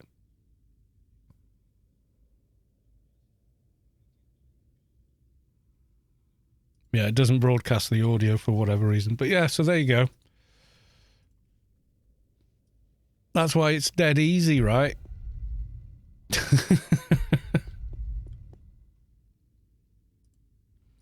If I'd have tried to do that before this upgrade, it would have just fallen over. Stream would have crashed. I always guarantee it. In fact, it probably wouldn't even have loaded up. So yeah, that's the joy of editing the video. Like every episode you've seen is like that. I mean, you get faster at it the more you do it, but there's still a lot involved with long form. And then like that audio music, I'm looking for where the audio file swells and then putting that at the right point so it correlates with something that's happening on screen. So that's the, you know, that's the art of making it immersive and cinematic. And there's, you know, there's all that side of it. And then you're sort of looking at the whole thing as a, how does it flow from beginning to end? You know, how does the narrative feel? Does it lag somewhere in the middle? Do we need to get rid of that bit? You know, and I can record 4.5 hours footage and still only produce a 30-minute, 45-minute video. Because I cut so much out where it just doesn't really flow anymore. You know, that doesn't, yeah, it's hanging here. There's not, anyone watching is going to be moving, skipping along and losing interest. So You know, you're fighting to do that all the time as well. It's to keep it interesting. So, yeah, it's a fine balance to keep it all the plates spinning. But, you know, that's the nature of the beast. So, yeah, when people go, oh, you're easy making videos. Okay. I thought that when I started making them.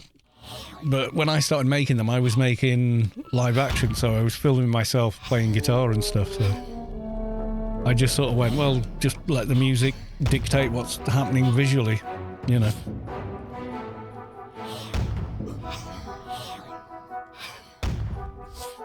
A lot of lessons, daily practice later, she's getting the idea. Yeah, you got to put the work in. Like, I don't play as well as I did 5 years ago because I don't spend the time on the instrument, and you do need to. Thankfully, he broke the snare for me. Yeah, so there's a bit more to it than you might think. I mean, I might do an editing stream one day, you know, just so if I can figure out how to get the audio to come over. But I think it's the Premiere likes to have exclusive control over your audio hardware, so you guys don't actually hear everything that's going on other than me speaking, you know.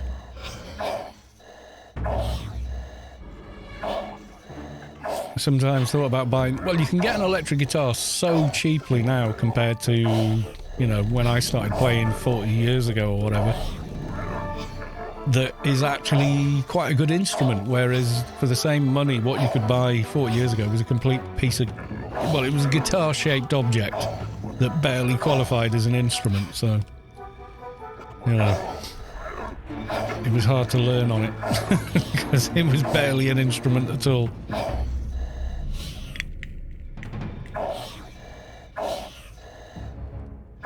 And then it will make your fingers sore, and people go, oh, I just got to push through, and, you know, my fingers bleed. No. Once they start getting sore, you stop.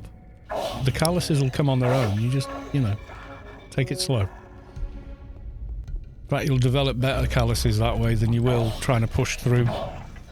Because you're not in, your fingers will naturally get stronger and thicker. And what happens then is when you're fretting on a string, your finger's not even contacting the fingerboard once your fingertips are hard. They're that hard that pressing the string is just holding the string on the fret. And that gives you you know, lets the string ring out better, truer, and doesn't lose any harmonics because it's not being sort of muted by the flesh of your finger. So you start sounding better the more you practice. You know, your fingers reach that equilibrium point where they're hard enough for the gauge and tension of the strings, and you immediately start sounding better. Because the string itself, you know, yeah, 99% of it's the pickups, the amplifier and the speaker. But if the string itself is not ringing true, all the other gear at the other end of it can't help that. Not really. You know, so... yeah, it does. It takes an almost obsessive level of focus to learn an instrument for a lot of people.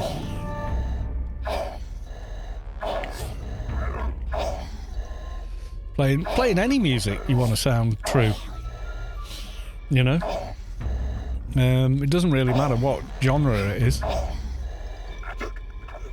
I think people are more aware, because the guitars are so up front in rock and heavy rock and metal, I think people are more aware of when things aren't right in that respect. Whereas normally they focus on other stuff like the singer and that kind of thing.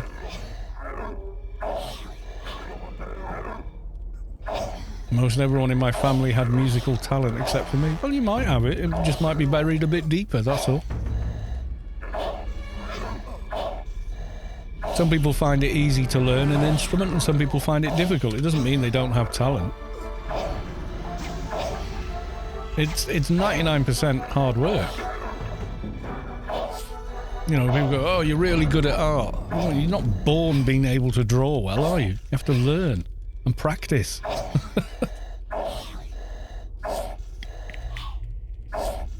Well, true for me means that the note is correctly intonated with the other strings, and played with some enough precision that it rings correctly and true. You know, when they say, you know, is that piece of wood straight? Yeah, it's true. It's an old crafts term, almost, you know? Mine turned into AO talent. No one can die like me. Oh, I don't know.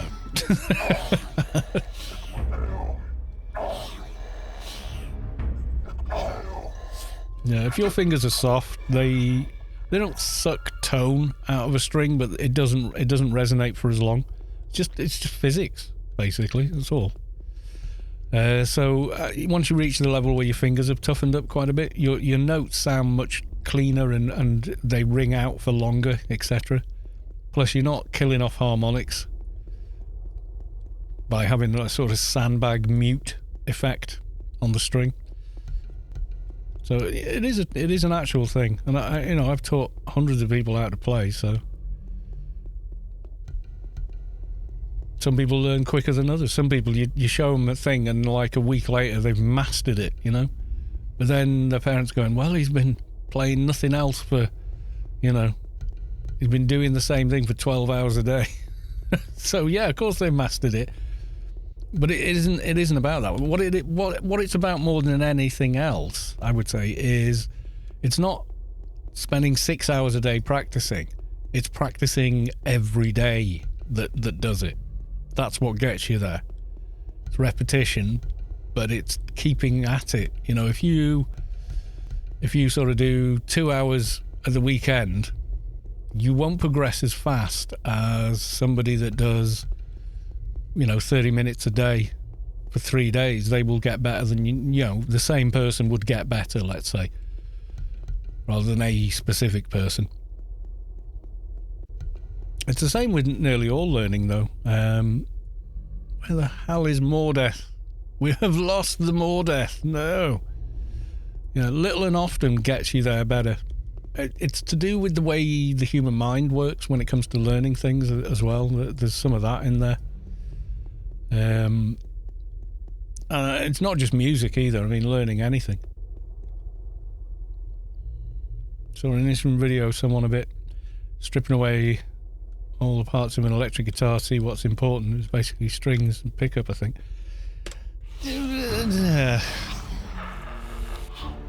Yeah, people like to think that the frame has nothing to do with it, and I've seen ridiculous videos where they remove the entire guitar and then strap the headstock on one bench, which is a huge, rigid, resonant lump, and the bridge on another big, huge, resonant lump, and claim that that's proof that the material it's made out of isn't doing anything, despite the fact you've just attached it to two massive pieces of material that are affecting how it sounds. It's like...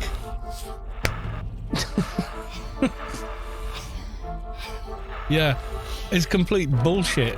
Think about it. There's £100 of tension across those strings, the full set, yeah? And to hold that down, they've got to be rigidly mounted to those benches. Those benches are made out of metal, iron, wood, and it's rigid and solid. So it resonates. It sets up a resonance which makes the string behave differently. If the string behaves differently in the presence of the magnetic field, it sends a different signal down the cable. It's simple. Does it have a huge effect?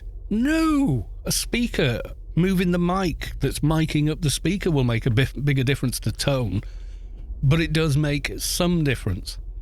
If you've got a poor joint between the body and the neck, you lose energy in that joint. And if you lose energy there, the string loses energy faster. If the string ain't moving, the pickups don't do shit. Right? So how you change the string moving affects the tone, sustain, and everything else of the instrument.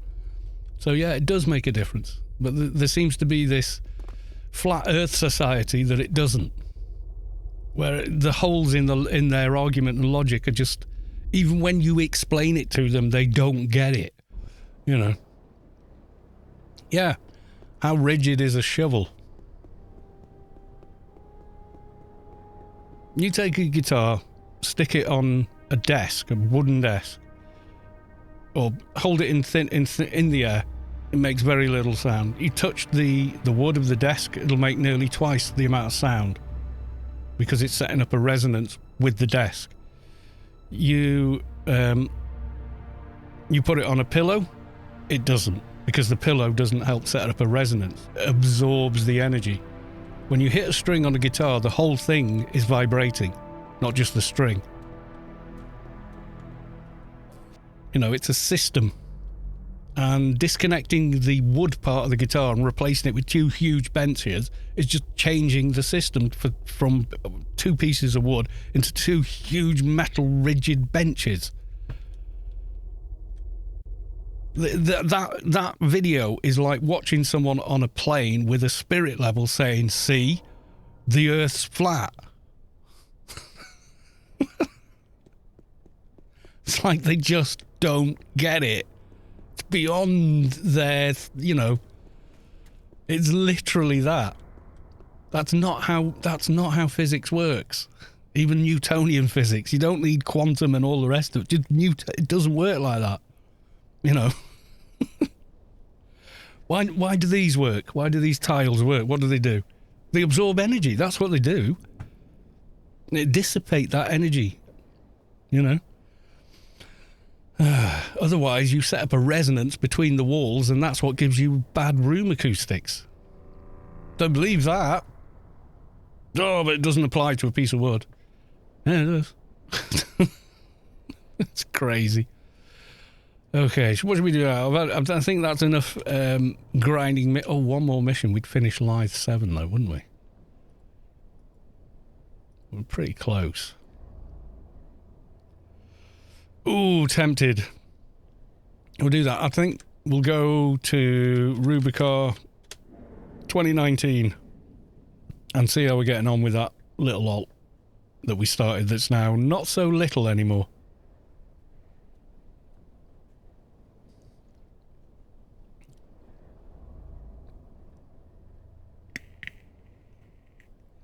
I've seen the 2-bench video of that. Seen a guy that cuts the neck off at the nut and the body, and then bolts a big rigid piece of steel between them at the same distance, and just doesn't get it. And it's like, you just trashed a guitar to prove you don't have any real understanding, you know, of any engineering or physics. So I can't help you.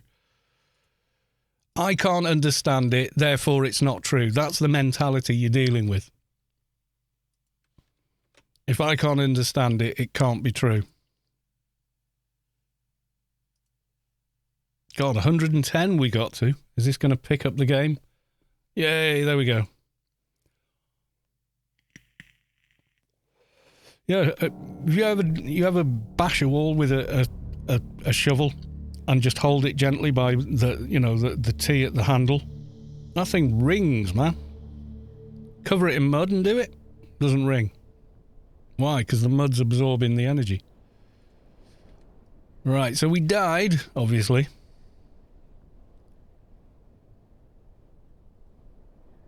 Body materials for their sound. They can have a certain effect. Whether they have as much effect as the people saying they do? Not really. Plus, the material has, with electric guitars, most of it's a reductive quality.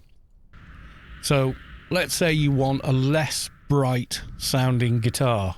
Well, the easy way is change the pickups. Straightforward, dead easy. Get pickups that are less responsive in high frequencies. Another way to do it is pick a wood type that doesn't resonate as well with high frequencies.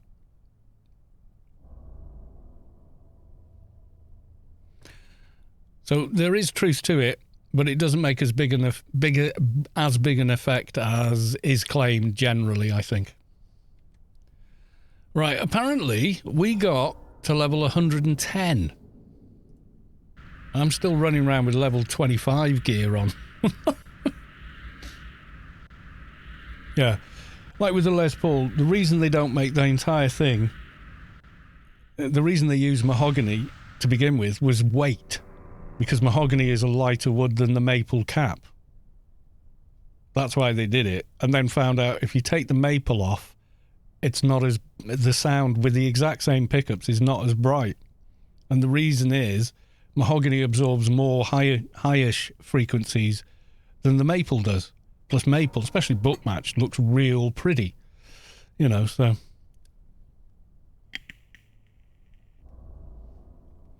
Just under 100 with Kaz informants. I know, it's bonkers, isn't it? I still can't cast my nanos, but I've got so many levels of IP to spend. I should probably get on with it.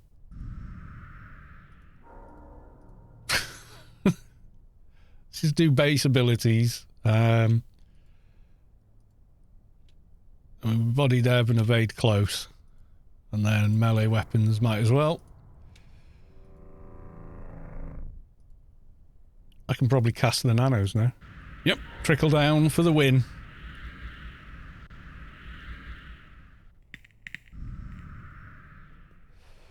Yeah, a lot of the woods they use are because visually it looks good. It doesn't feel any different. You know, your hands don't really feel any difference kind of things. But hey. But yeah, it does affect it. You know, it affects sustain in as much that... Because the same people that make this stupid argument, they also go, oh, well, it's different with semi-acoustics. You know, so guitars that have huge cavities in them sound different, and it's very easy to hear it because it happens in the mid-range where everybody's ears tends to work well. So they'll go, oh, well, yeah, it does because they're half acoustic. And it's like, no. It's the parts of the whole, you know. Raider from Navezero, welcome. Nave with the raid of Party of 9. Thank you very much indeed. Welcome. We have just landed on Rubi-Ka 2019 after, well, accidentally leveling far too much during the the alien event. Antidote, subscribed at tier 1 for 6 months. Thank you very much for the 6 months, Antidote. Welcome on in.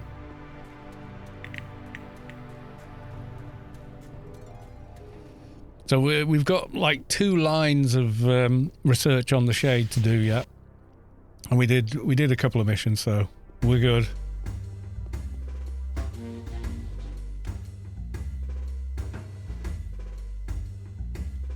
There you go. Can see all the detail. I don't know why it's like opaque. Oh, I have a mission. So what's the mission? Report to the agency. You have completed today's assignment. Oh, right. I can't remember what that assignment was.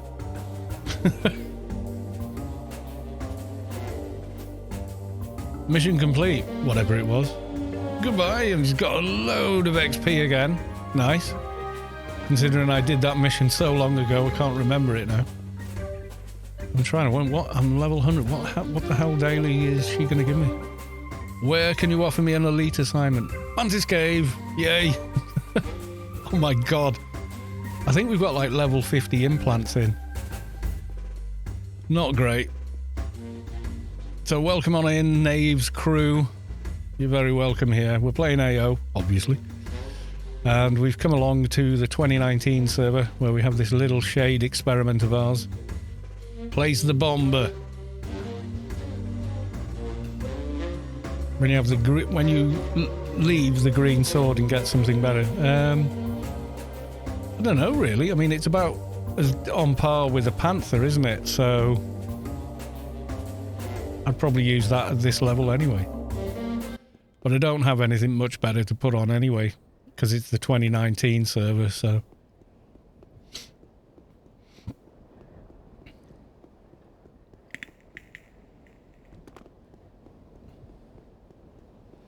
I don't really know. Now we're having this fun discussion about wood and town wood. It does affect it.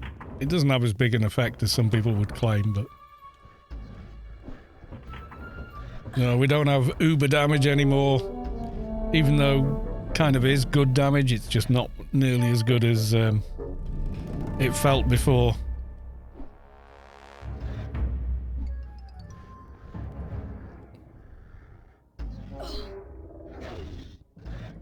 When you're using it at level 1, it's pretty epic. But when you're suddenly trying to use it now, holy crap!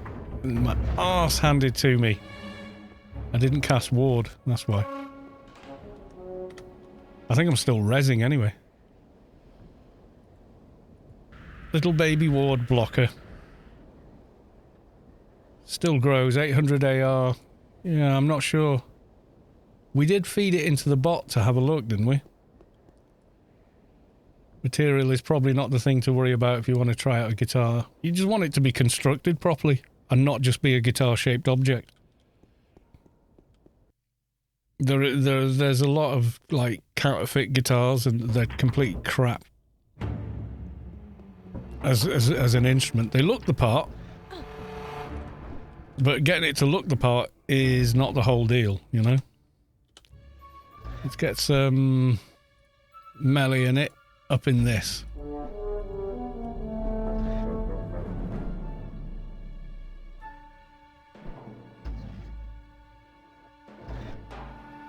Yeah, you want it to be made out of a real hardwood because that gives you tuning stability, and tuning is really rather important when it comes to a musical instrument. But you get stuff that's spray painted plywood with a less than 1mm veneer on the front from China. It's a piece of crap, mate. It won't ever hold its tuning no matter how many bits you bolt onto it because the material itself is flexing.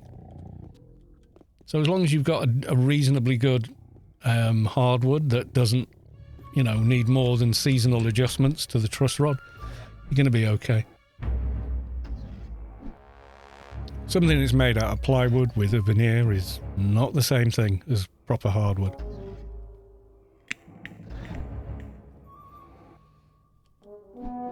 It's more about the stability. The quality of the woods does count because you can get one piece of wood cut from a tree and it's a cheap cut and the grain's doing XYZ and that is an unstable piece of wood versus one that's well sourced with the grain going in the right direction for the job it's going to do, and that will be a far more stable piece and sustain better because it's rigid and solid.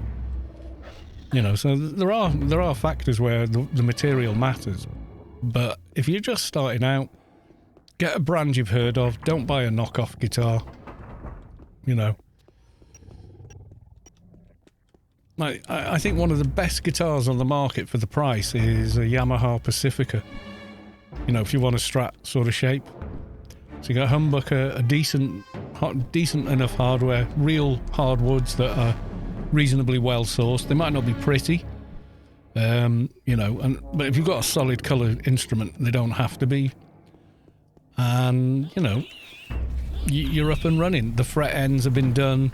The frets are crowned and levelled correctly so they play properly and they don't cut you the side of your hand when you move your hand up and down the neck, and the wood isn't going to suddenly like dehydrate and shrink and then the fret ends are all pointing out, because I've seen all that stuff. Ibanez Electric. I've got a couple of Ibanezes. You've probably noticed them behind me.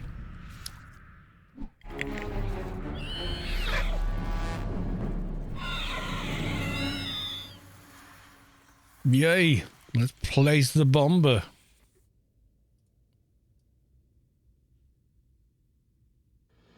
No, you don't need the most expensive. I got a Gibson Les Paul because I wanted a goddamn Gibson Les Paul. Do you know what I wish I'd done?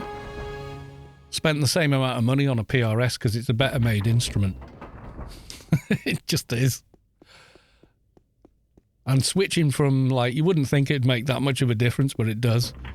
Going from 25.5 inch scale length to 24.5. You'd think, it's only an inch. Yeah, God, it feels different though. Especially when you're making chord changes without actually looking. Got a grandfather's Gibson that was purchased back in '68. Yeah, if it's in good nick, it's a great instrument. Basses and Ibanez. You've seen mine though, haven't you? We show and tell with the guitars now, are we? They're not all in this room. My son's got one of them. So, this is the white Ibanez Gem, the Steve Vai guitar, which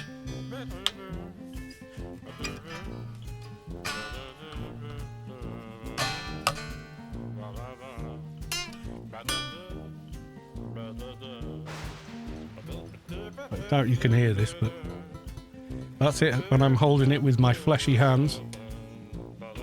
And if I touch the desk even with a mat on it,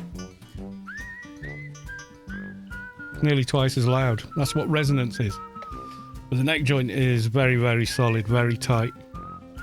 It's a great guitar to play if you've got big hands. If you've got average or small hands, kind of awkward to play, you can still do it. This one has the alder body, ebony fingerboard, very bright, so it doesn't suck out any of the higher frequencies. You make a bigger difference by moving the tone pot, and that's the truth. But it does change how some of the harmonics work, you know, so when you're doing these, they really pop out on this.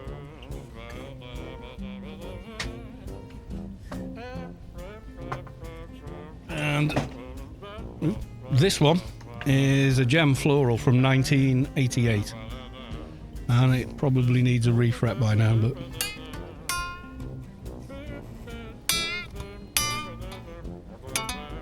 acoustically makes a different sound because it has a rosewood fingerboard. It's not as bright.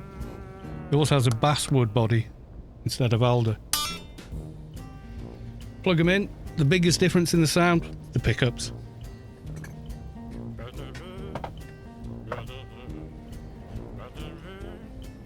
And then finally, the Les Paul, which will be out of tune. Because it always is. Never stays in tune, a Les Paul. Even set upright. But look at it! The day to go into a music store and play Stairway to Heaven. No. Play it for you guys. No. Copyright strike. Oh god, I haven't played it in a few years.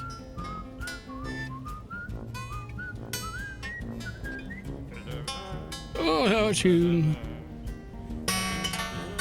Everyone goes to D, it's not. It's D with an F. Well, an F sharp over the top. And then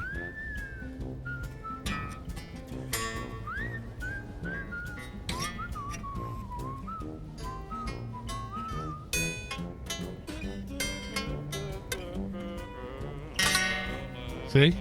Everyone does.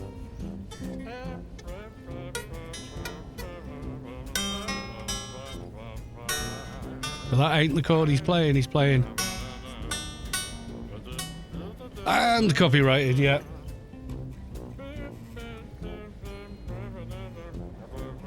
Yeah, once it's in tune and you're playing it, it's fine, but I spend more time tuning that than two guitars that have, you know, Floyd Rose tremolo systems on, and both of them are in perfect tune. With thinner necks and all that. It's because they're just a well-made instrument. They're stable. You know what I mean?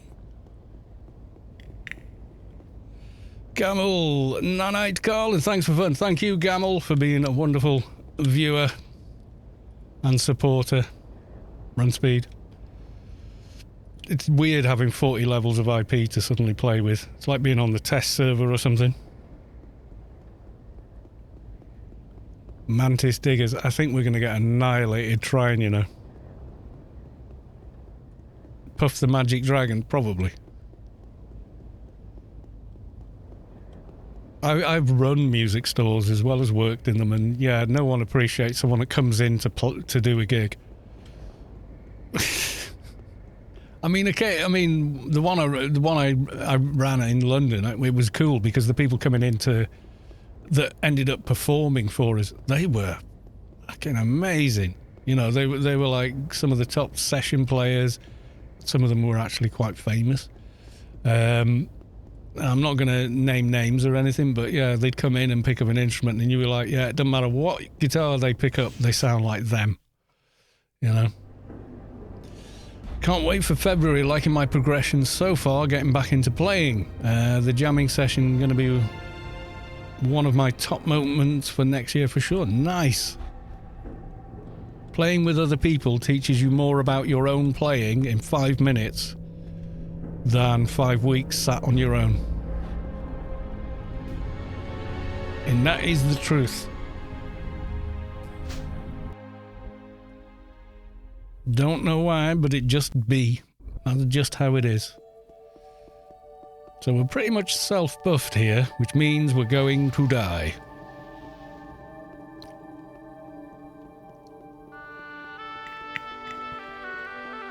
We are pretty undergeared. I haven't even upgraded the armor. It's still at 55. And the implants as well. We've got 30s and 50s in. 20s. Yeah. This is not a well-built toon at all.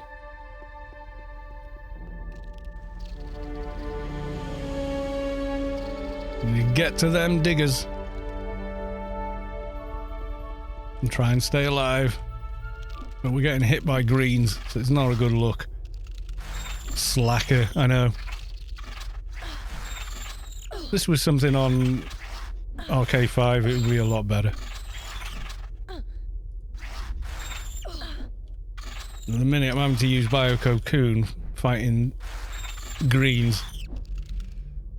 Not great. The reason it worked before is, yeah, you were so powerful at a low level. It was just silly. Yeah, I've kind of killed the fun of it by leveling, I think. What's the old saying? The quickest way to nerf your toon is level it.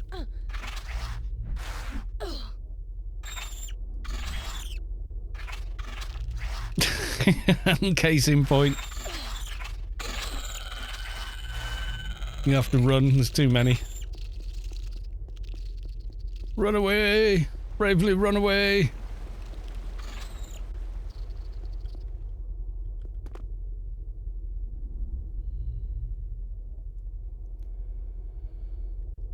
You can get grid space freedom and a hop from ICC. That's a good plan. I've got to get to ICC, and it has no beacons whatsoever. Do know a quick way there, though.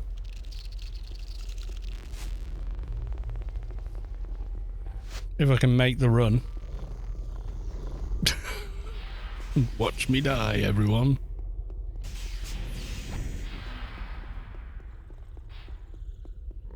PNH you don't really need. Not on Keeper anyway, it's like buff and go, you know? Unless you're fighting Eumenides and then you're recasting Ward a lot.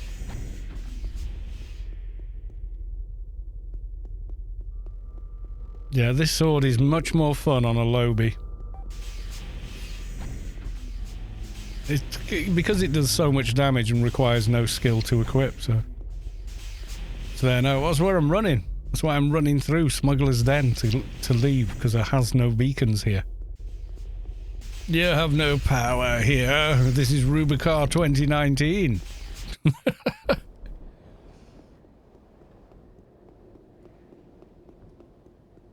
Not sure if I've got the NCU space. Probably, yeah. Somebody said I got 200, I got like 130. Yeah, I'll be alright.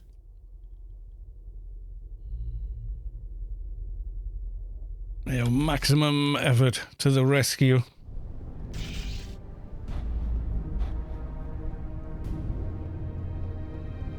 There's the buff army here. There's a Damsky, there's a doctor, and a fixer.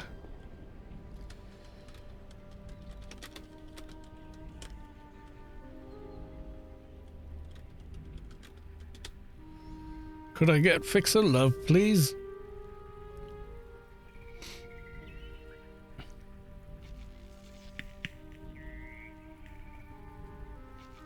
Unless they're AFK, I don't know. Yeah, playing along with other people immediately. If you haven't been practicing with like a drum machine, or you know, a beat track or a metronome, then you're going to find that you don't play in time very well. Not naturally, most people don't. They think they're in time. You're not in the pocket. When you're in time with a metronome, it makes it sound like the metronome is swinging and grooving. But it's not, obviously, it's just a metronome giving a perfect pulse. But when you're really in the pocket, then it swings. There's a good example of that by Carol Kaye, one of the best bass players who's ever lived.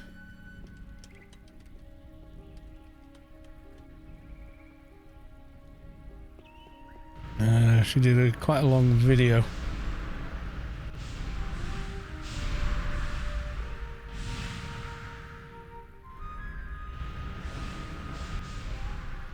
Yay, they're awake. Has all the buffs and NCO.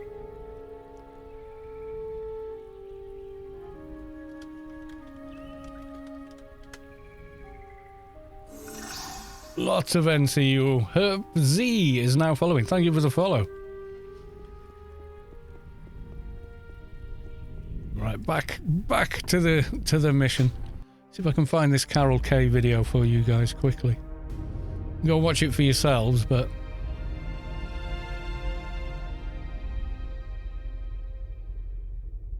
yeah, there's so many songs that Carol Kaye has played on. Yeah, there we go.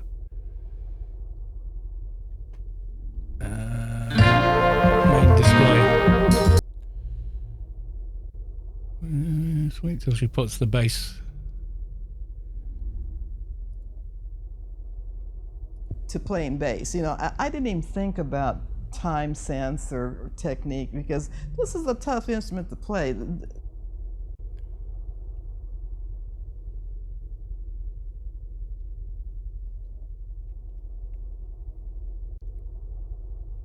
Somewhere in this video she demonstrates bit playing in the pocket and not.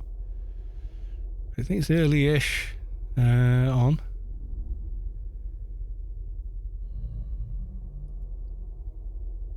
The cool West Coast sound.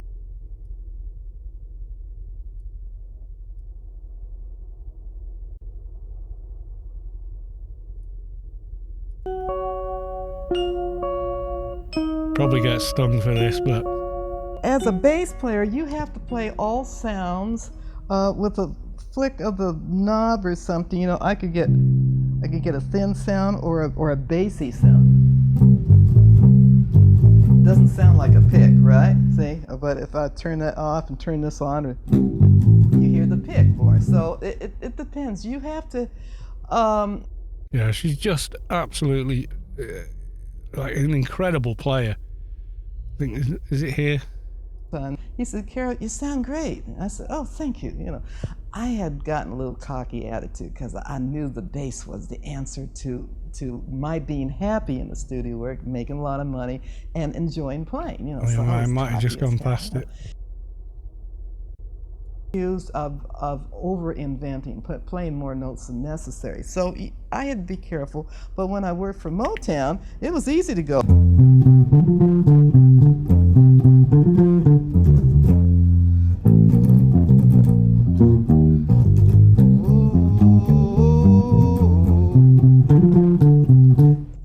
You have to have an excellent sense of time. When I got on this date with Earl Palmer, listen to what this lady says. She is like literally amazing. You know, I had gotten a little cocky. Thanks for the AO videos. Brought me back to the game. Thank you very big. To my being happy in the studio work, making a lot of money, and enjoying playing. You know, so I was cocky as hell. You know, and he's saying, "But you're rushing." And I listened to the playback. I said, "No, I'm not rushing." But I really listened. I thought, he was right. He was right. So I went home and practiced on the bass to with the metronome. Just like we did in the bebop jazz on the time, like 1, 2, 1, 2, 3, 4.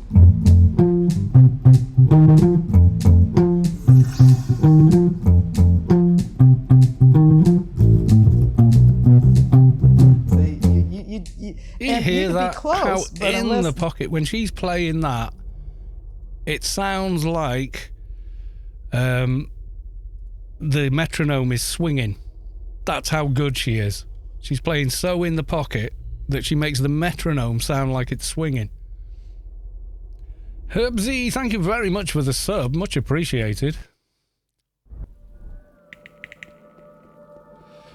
If you look at Carol Kaye's IMBD,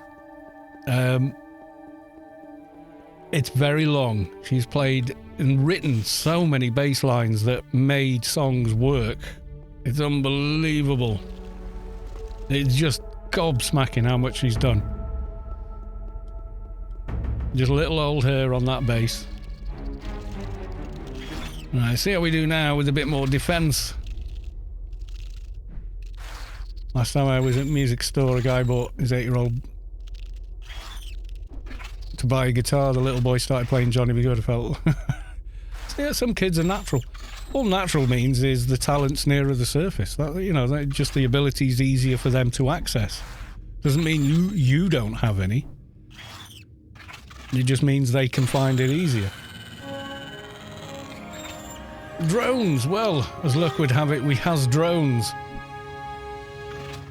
Yeah, but you want to listen to old school people like her that have done the work, you know?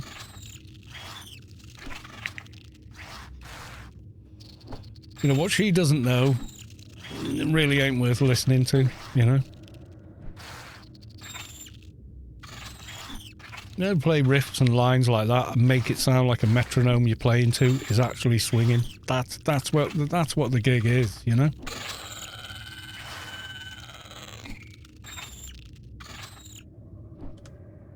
That was something I struggled with at first.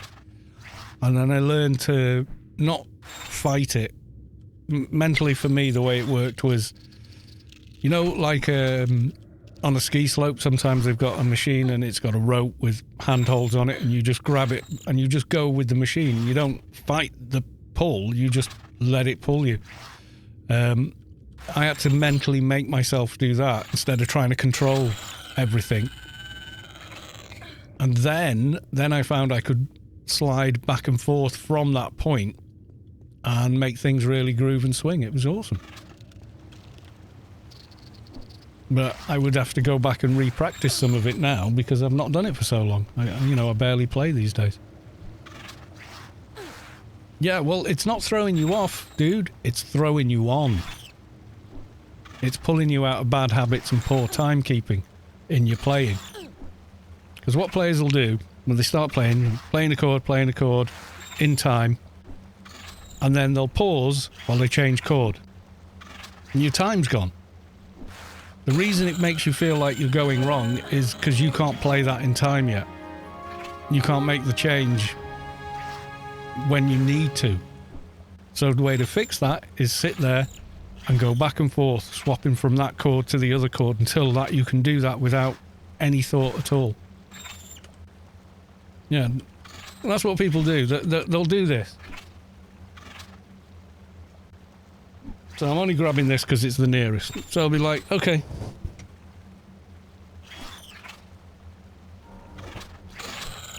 Your main hand that's doing the strumming. Okay, so let's just...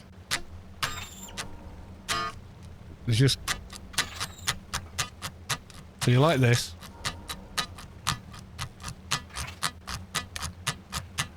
And you go, oh, okay, I can do D like that. I can go to A. But now I've got to take a bit more time to go to G. If you're not following that, you're not in time. See what I'm saying?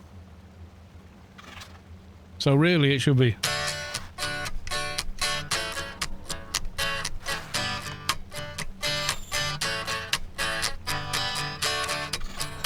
See, that's all in time. Because the left hand is changing in time with the right. When you have to stop strumming and take a little extra time to change chord, your chord change is too slow to play in time.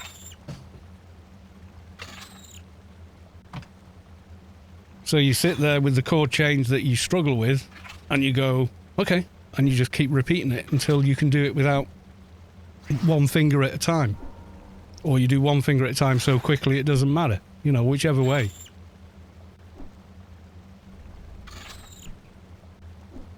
But yeah, people, when you can't play in time, you can entertain yourself, but you probably won't ever entertain anyone else, really. People won't get it, you know? So yeah, time is surprisingly important. I mean, it's the end-all be-all in pop music. You've got to be in time. I know people that can play jazz and bebop, can't play reggae. Can't play on offbeats. And yet I found it like, yeah, just playing on the offbeat. I can play an offbeat with a downstroke or an upstroke. My brain, it doesn't matter to my brain. But other people are going to be wired a bit differently, so, you know. I should be using more perks now I have them. Did I actually spend all those perks? No, I've got one more. Let's have a bit more bio-shielding, why don't we? And let's have a bit more aura of revival. Oh, it's an alien perk I've got, okay. Heavy infantry. Yeah, let's go for that. And then, yeah, we'll have a bit of that as well. Still on runners. Have to kill the drone, though. Saw a video lately where a drummer lost his ear ticker. Yeah, it'll be an in-ear monitor with a metronome in it. The stage had had to sit next to him and tap his leg through the whole show. Yeah, different songs at different beats.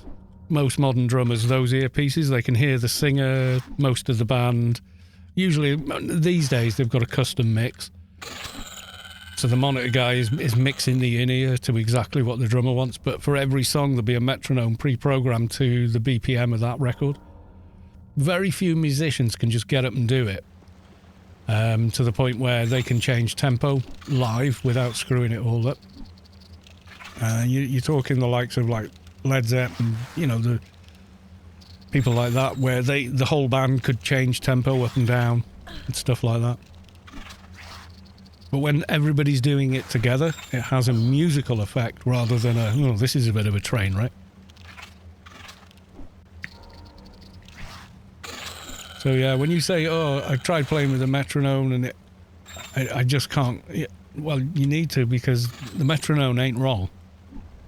If you're not able to keep up with it or whatever, then that's what you need to work on. That was the thing. It doesn't have to be a metronome. You can use a drum machine, you know. So as long as it keeps time and you can practice to it, that's the deal. I've got a chat group here I got invited to and I've not said a word in it. I'm such an ignorant sod when I'm streaming. But it was.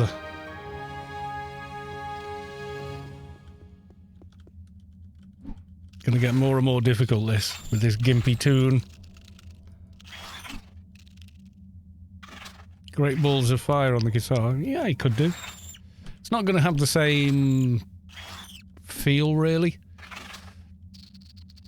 Because you don't have all the notes that are available to make it sound the way it does.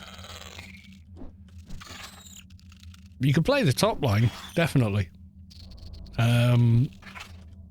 But that left hand that's just pulsing away, that's what keeps that song moving. Goodness gracious, why would he do that? Electronic drum kit with a headset and built-in ticker save the sanity, my house boy's a drummer. Yeah, practicing with a metronome is people. Some people poo-poo it. They don't know what they're talking about. Trust me, they really, really don't know what they're talking about. Oh, why, you know? Oh, it destroys your creativity. No, no, it doesn't. It teaches you about playing in time. That opens your creativity.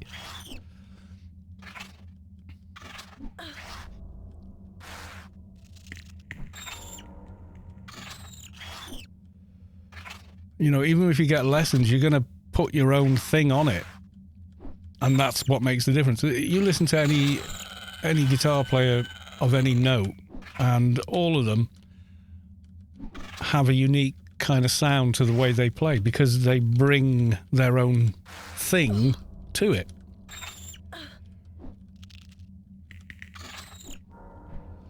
Yeah, some people do. Some people, oh no, you got to be free. No, you're making excuses for not being able to make changes in time. Talking out of fear. Talking rubbish. Playing in time, if you go and play with others and you can play in time, even if you're not that good and you don't know all the chords, if you can play in time, they're going to ask you back. someone can't play in time in a band, it grates on every other person there. They're like, oh, yeah, he's a nice guy, but oh man, I just can't play with him. Just, he's always going out of time. I can't handle it. Straight up. That's exactly what happens. Oh, I just can't, you know, it makes me feel like I'm rushing and I'm not, you know. Or vice versa. If you're rushing all the time, you put everybody else off. So you all have to agree on what time is, you know.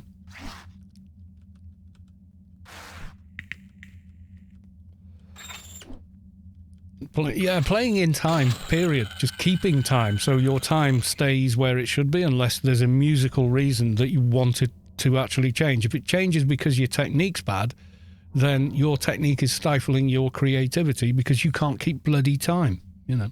Can I play this? So, yeah, I've got Netflix. Contours in Washington, D.C., Charles Little.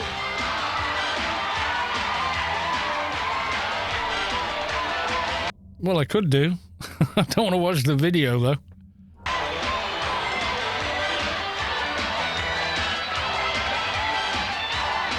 Yeah, give me about 2 months to get my fingers back in motion. I could play that, yeah.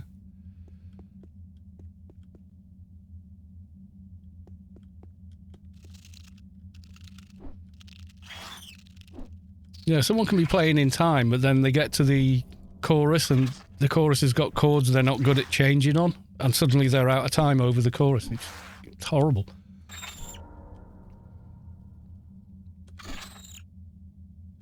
How 80s do you want it? I know, right? Rubi-Ka, it's Mrs. Carlos 2 spying on the stream. Yes. She's keeping tabs on me.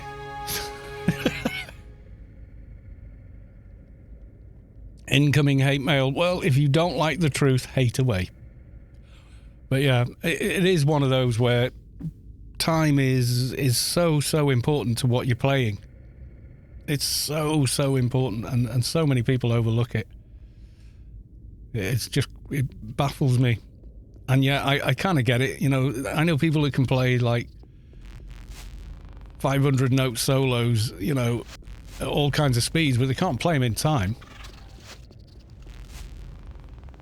So they're useless, you know. If you don't, the whole thing is, if you're playing that format of music, it's not free-form jazz, you know, then yeah, you need to be in time. It's been busy getting my 5-minute break. You in the shed having a smoke? I think I can actually hook my guitar up to my interface. I think that's still installed. I don't know. Yeah, but that, you saw that Carol Kaye playing to a metronome, and it makes the metronome sound like it's swinging. And the reason is she's absolutely in the pocket on her playing. You know, that'll get copyright. Probably, yeah, I'll have to slice that out of the video. Have fun, guys. We will. We're on Rubi-Ka 2019 on a very gimp tune with a very OP weapon. So it's kind of interesting.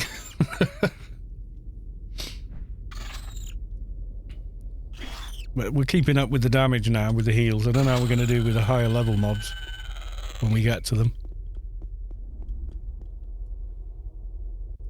Probably die or run away. Maybe a bit of both. Die while running away. That's probably going to be it.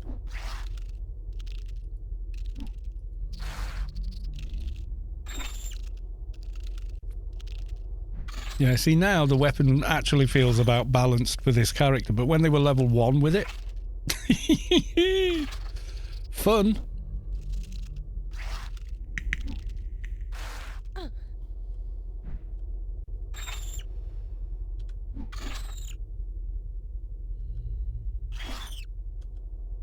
Yeah, I think I've still got Guitar Rig installed. I might have uninstalled it. It's an easy way to get audio to run through.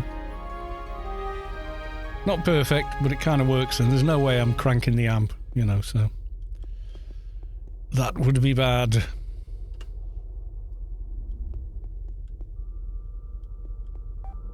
No, I've gone the wrong way. Give him a second to bugger off.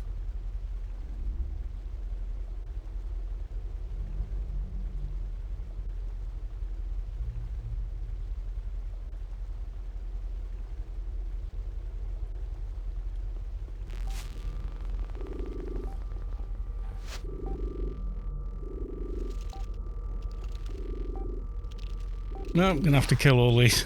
They're not going away. That song was a nice guitar intro. Yeah, it was played in time. I mean, you can play tricks with time. You can slide in and out to musical effect. But when your technique is poor and you can't change chords or position on the neck and stay in time, then it's something else entirely.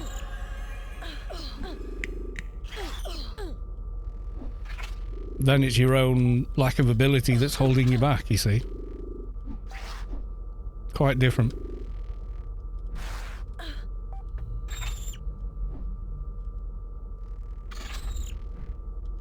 Yeah, this is just sort of same-ish now. It doesn't feel OP anymore. Yeah, if I started playing, you know, for about even 30 minutes a day every day for a couple of months, I'd play like that again. But because I haven't got a working band to be playing in, I just, you know. I did do a bit of session stuff as well, remote session stuff. That was quite good fun.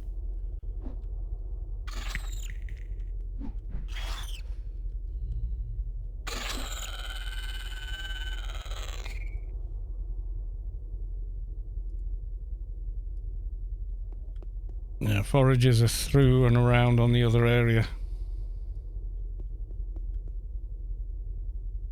Where the hell am I thinking of? I was going the wrong way. PvP runner raider from Navezero.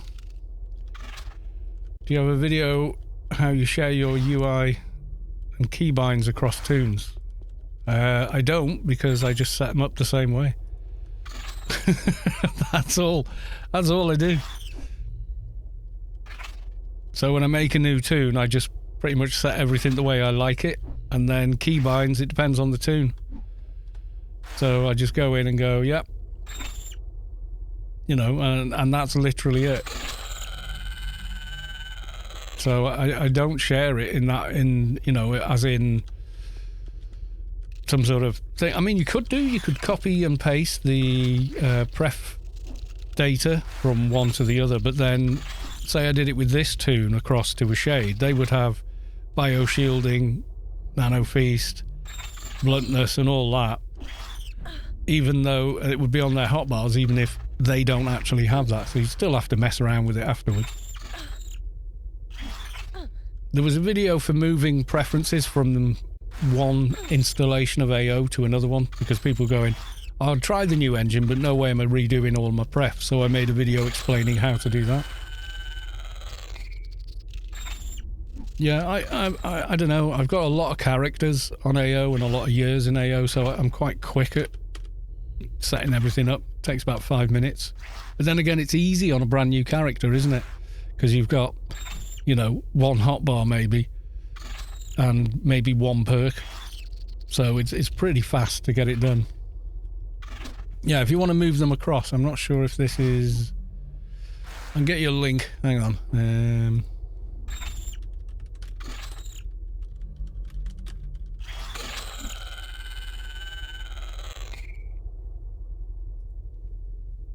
Right, if you Google moving your prefs the easy way, the video is the top answer, so there you go.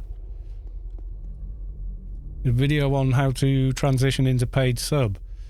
Literally just go to the account page and do it.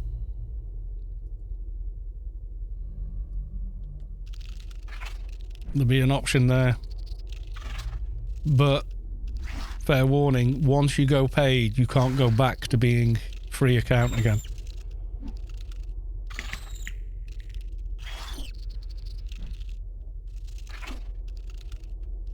I know there's quite a few games where you can have a free account and a paid account, depending on whether or not you pay. So if you can't pay that month, your account stays active but becomes a free to play, variant. But you can't do that with AO. Yeah, sub upgrade or something. Yeah. Earth Melders. Which are, yeah. Yeah, so, well, that's why I'm saying it, because you might assume, because that's the case in other games, that it's the same in AO, and rather than find out the hard way, it ain't. You know, I'd rather be straight up and tell you straight off. I think it actually does say that on the website, but you know what it's like when you're signing up for something, a lot of people are like, yeah, click. Did you read that? No, you lie, did you, hell? Yeah, so if you want to try paid and have, Shade, Keeper, better gear, better armor, symbionts, perks, research, you can do it just by upgrade to paid account on the main site, but there's no going back with that account. So all the characters on that account become inactive if you don't, if you can't make the sub that month or whatever. Oh, great. 2 Earth Melders. And here's where he died.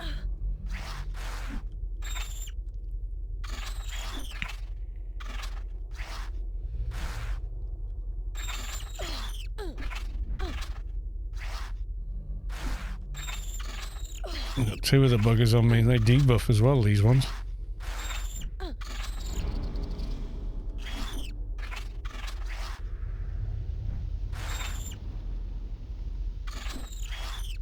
Not a very exciting fight from where the camera is, but yeah.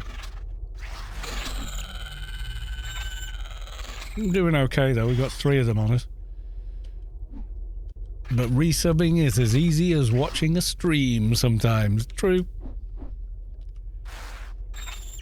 Yeah, if I went and put some quality 100 implants, I mean, if this was on live, I'd go and put some symbionts on it. Some Yuttos, a 6 slot. You know what I mean? I'd go like, yeah, let's just, Yeah,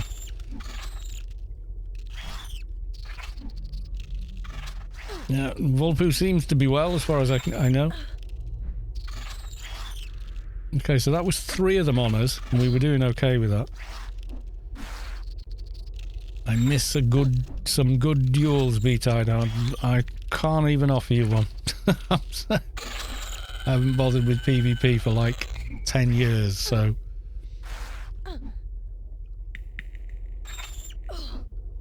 You just have someone trying to PVM you.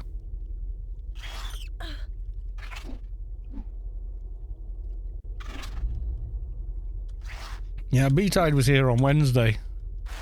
Really helpful. Because I cocked up the giveaway not knowing that Moobot behaved in a certain way. And they went back through the VOD and got all the entries back. So we could do a proper roll. Otherwise it would just have to be carried over till... God knows, Okay, workers. This is always fun, getting to the workers. Because... going through here is pretty much the only way, otherwise you're going through even tougher mobs the other way. Yep. B-Tide is very welcome here. Because me trying to scroll back through a stream I'm actually streaming is bizarrely difficult.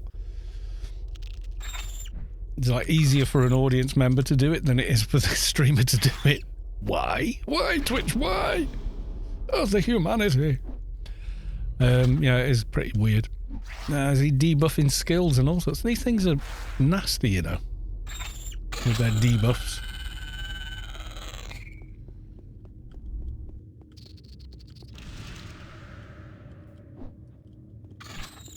Move away from the door, let it close. So the other thing can't see us.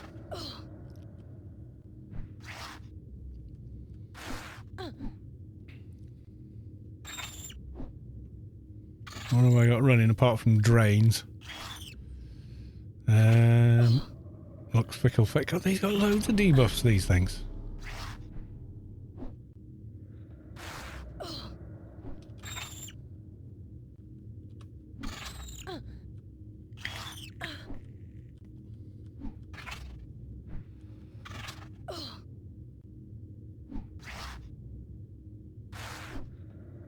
Yeah, our gear is complete crap. We've got a level 30 head implant, level 20 chest implant, keeper's vitality, and then level 50 thigh.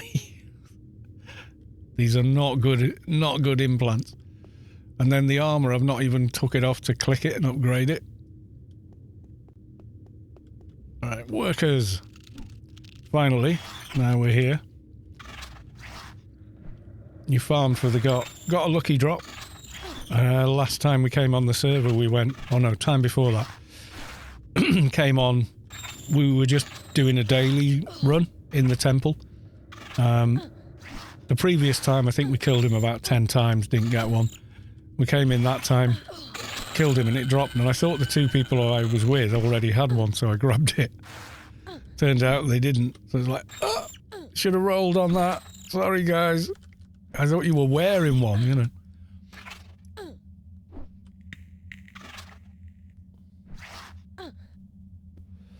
And the reason was they'd said to me earlier in that week, oh, I've been farming for one, and I thought they'd got it by now, you know? No, my bad. But really, if this was on the live server, that would be... Well, it wouldn't be that. It'd be the alien tank, probably. I'd probably managed to squeeze the trade skills to make it onto this tune and, you know, Org City, HQ, yada yada. And just got it on.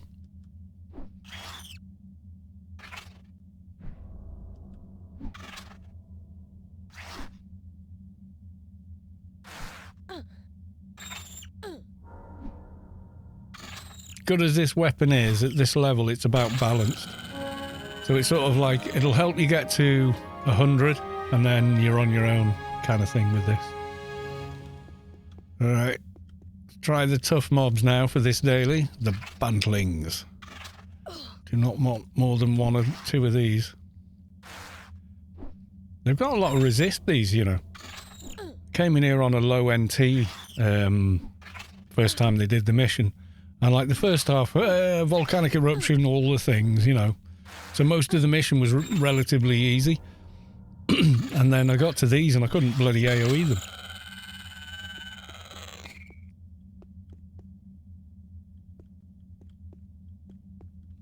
Come on, body pull.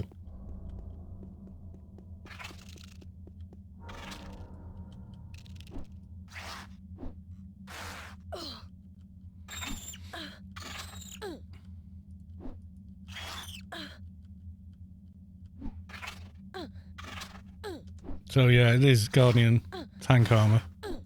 Really, I should be doing this during the fights. Clicking this 50 times or whatever. Jeez, come on.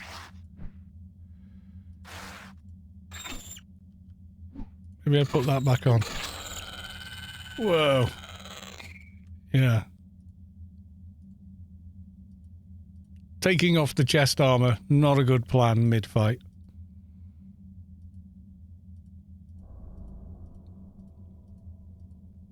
This is why I like the colonist bundle armor. None of this malarkey, just it levels as you wear it.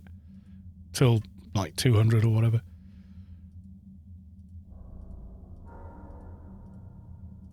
Oh, the joy and excitement that is clicking armor.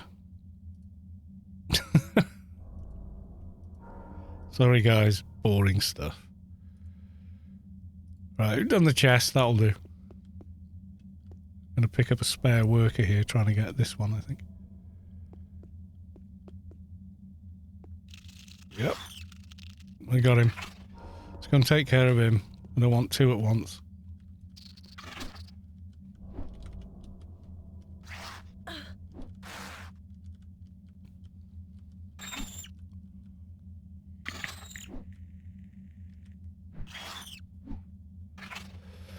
Yeah, it's still, I'd say it's slightly better than a Pain Panther, actually, this. If it had Brawl, it'd be very OP, though.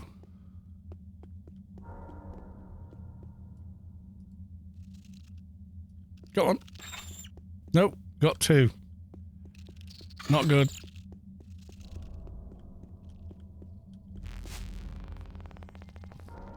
Give him a few seconds.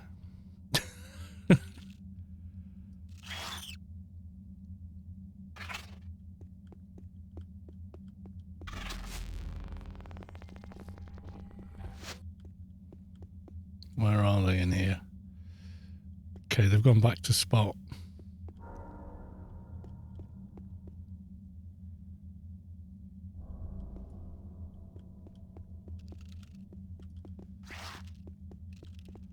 I think that's just the one.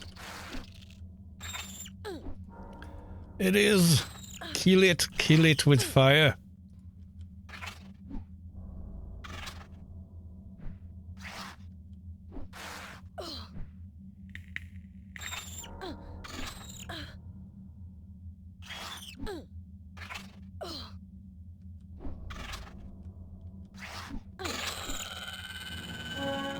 Yay!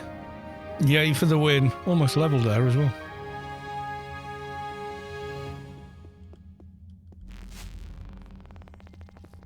Now we go for the blitzing out again.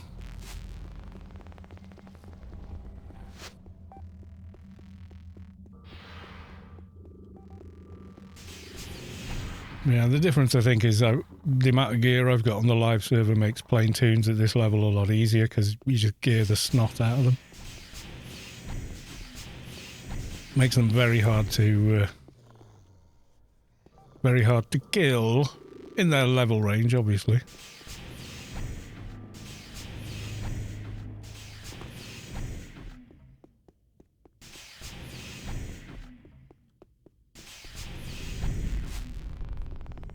Blitzing successful.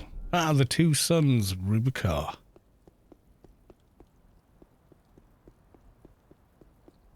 It is quite on Rubi-Ka 2019. But it does make the alien raids quite fun because there's no lag.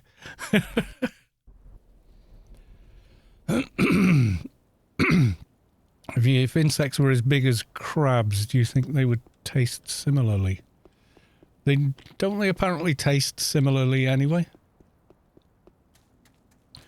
Thing is, insects wouldn't be able to support their own weight. Well, not on Earth anyway. The way those exoskeletons work, like with a spider, their limbs naturally do that. Their limbs naturally extend, and they use muscles to contract them. They don't extend them with muscular feed or whatever. I don't know if it's true of all insects, but it is of spiders.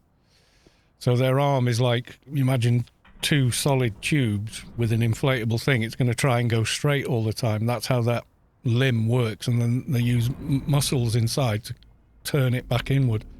So the way they move is very different from the way we move, where we've got muscles working in opposition. Very, very different. Anyway, is anybody else streaming the Anarchy online? Let's go take a look. There is Rubi-Ka live feed. I haven't seen this for a while. It's just literally someone on Rubi-Ka 5 staring across and doing nothing else. So yeah, not really anyone to go raid, I'm afraid. Well, we could raid, unless people have got a suggestion. Has anyone got a suggestion for someone we could go raid?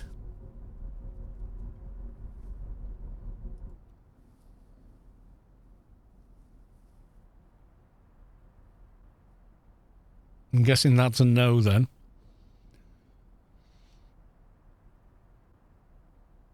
I have no clue about anything on Twitch. Yeah, I mean, I know a few streamers that I watch, but none of them are on at the moment. There's Kina. She's one of the PR team at Funcom. Raided her before. Could raid her. Not me. You and MCM are the only ones I watch. Fair enough. Yeah, I think people are more like that with Twitch. They can kind of take it or leave it versus YouTube, where you tend to always watch a particular channel's videos. I think Twitch should be a bit more that way with this, because the discovery just, there's almost none of it on Twitch. It's, you know, I think the only reason I got affiliate or anything like that was because of how many people had already seen what I was doing on YouTube and came over to Twitch so they could talk to me in real time, you know, so, which was really cool both ways, you know, genuinely. It was really cool for me to be able to have a two-way conversation with someone instead of just responding to comments on videos from who knows when. That's the other thing, when you've got as many videos as I do, you get loads of comments and you're like, what? Oh, is that video from 2017? You know, so, you know, they're asking something specific in that video and you're like, you know, unless it's, you know, something you would just generally know the answer to. You're like, why did you do that? You're like, when did I do that? And I did that in 2017. And then you've got to watch the video to figure out what they've seen that you need to explain to them or answer them on. You know, it's nuts.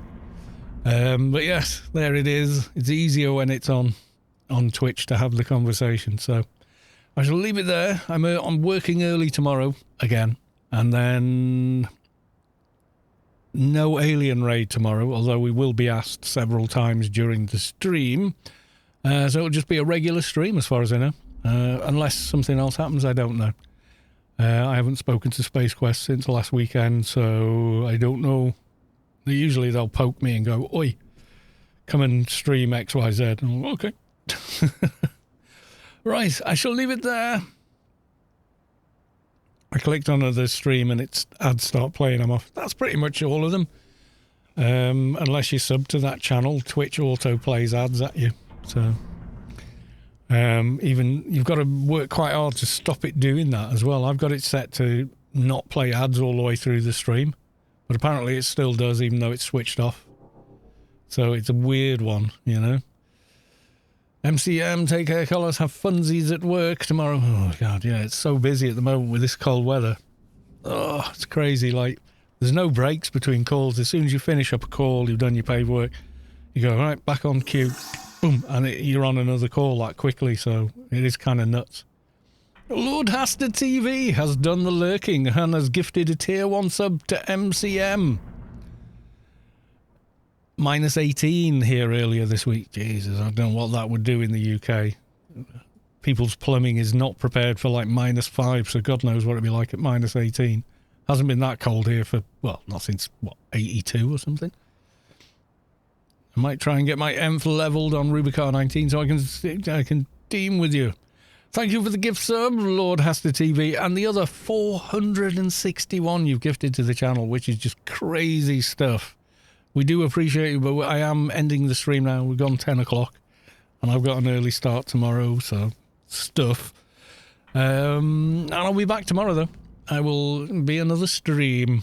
We'll do some more fun time stuff. But I shall leave it there, so thank you to all the new subscribers tonight. Thank you for the gifted sub.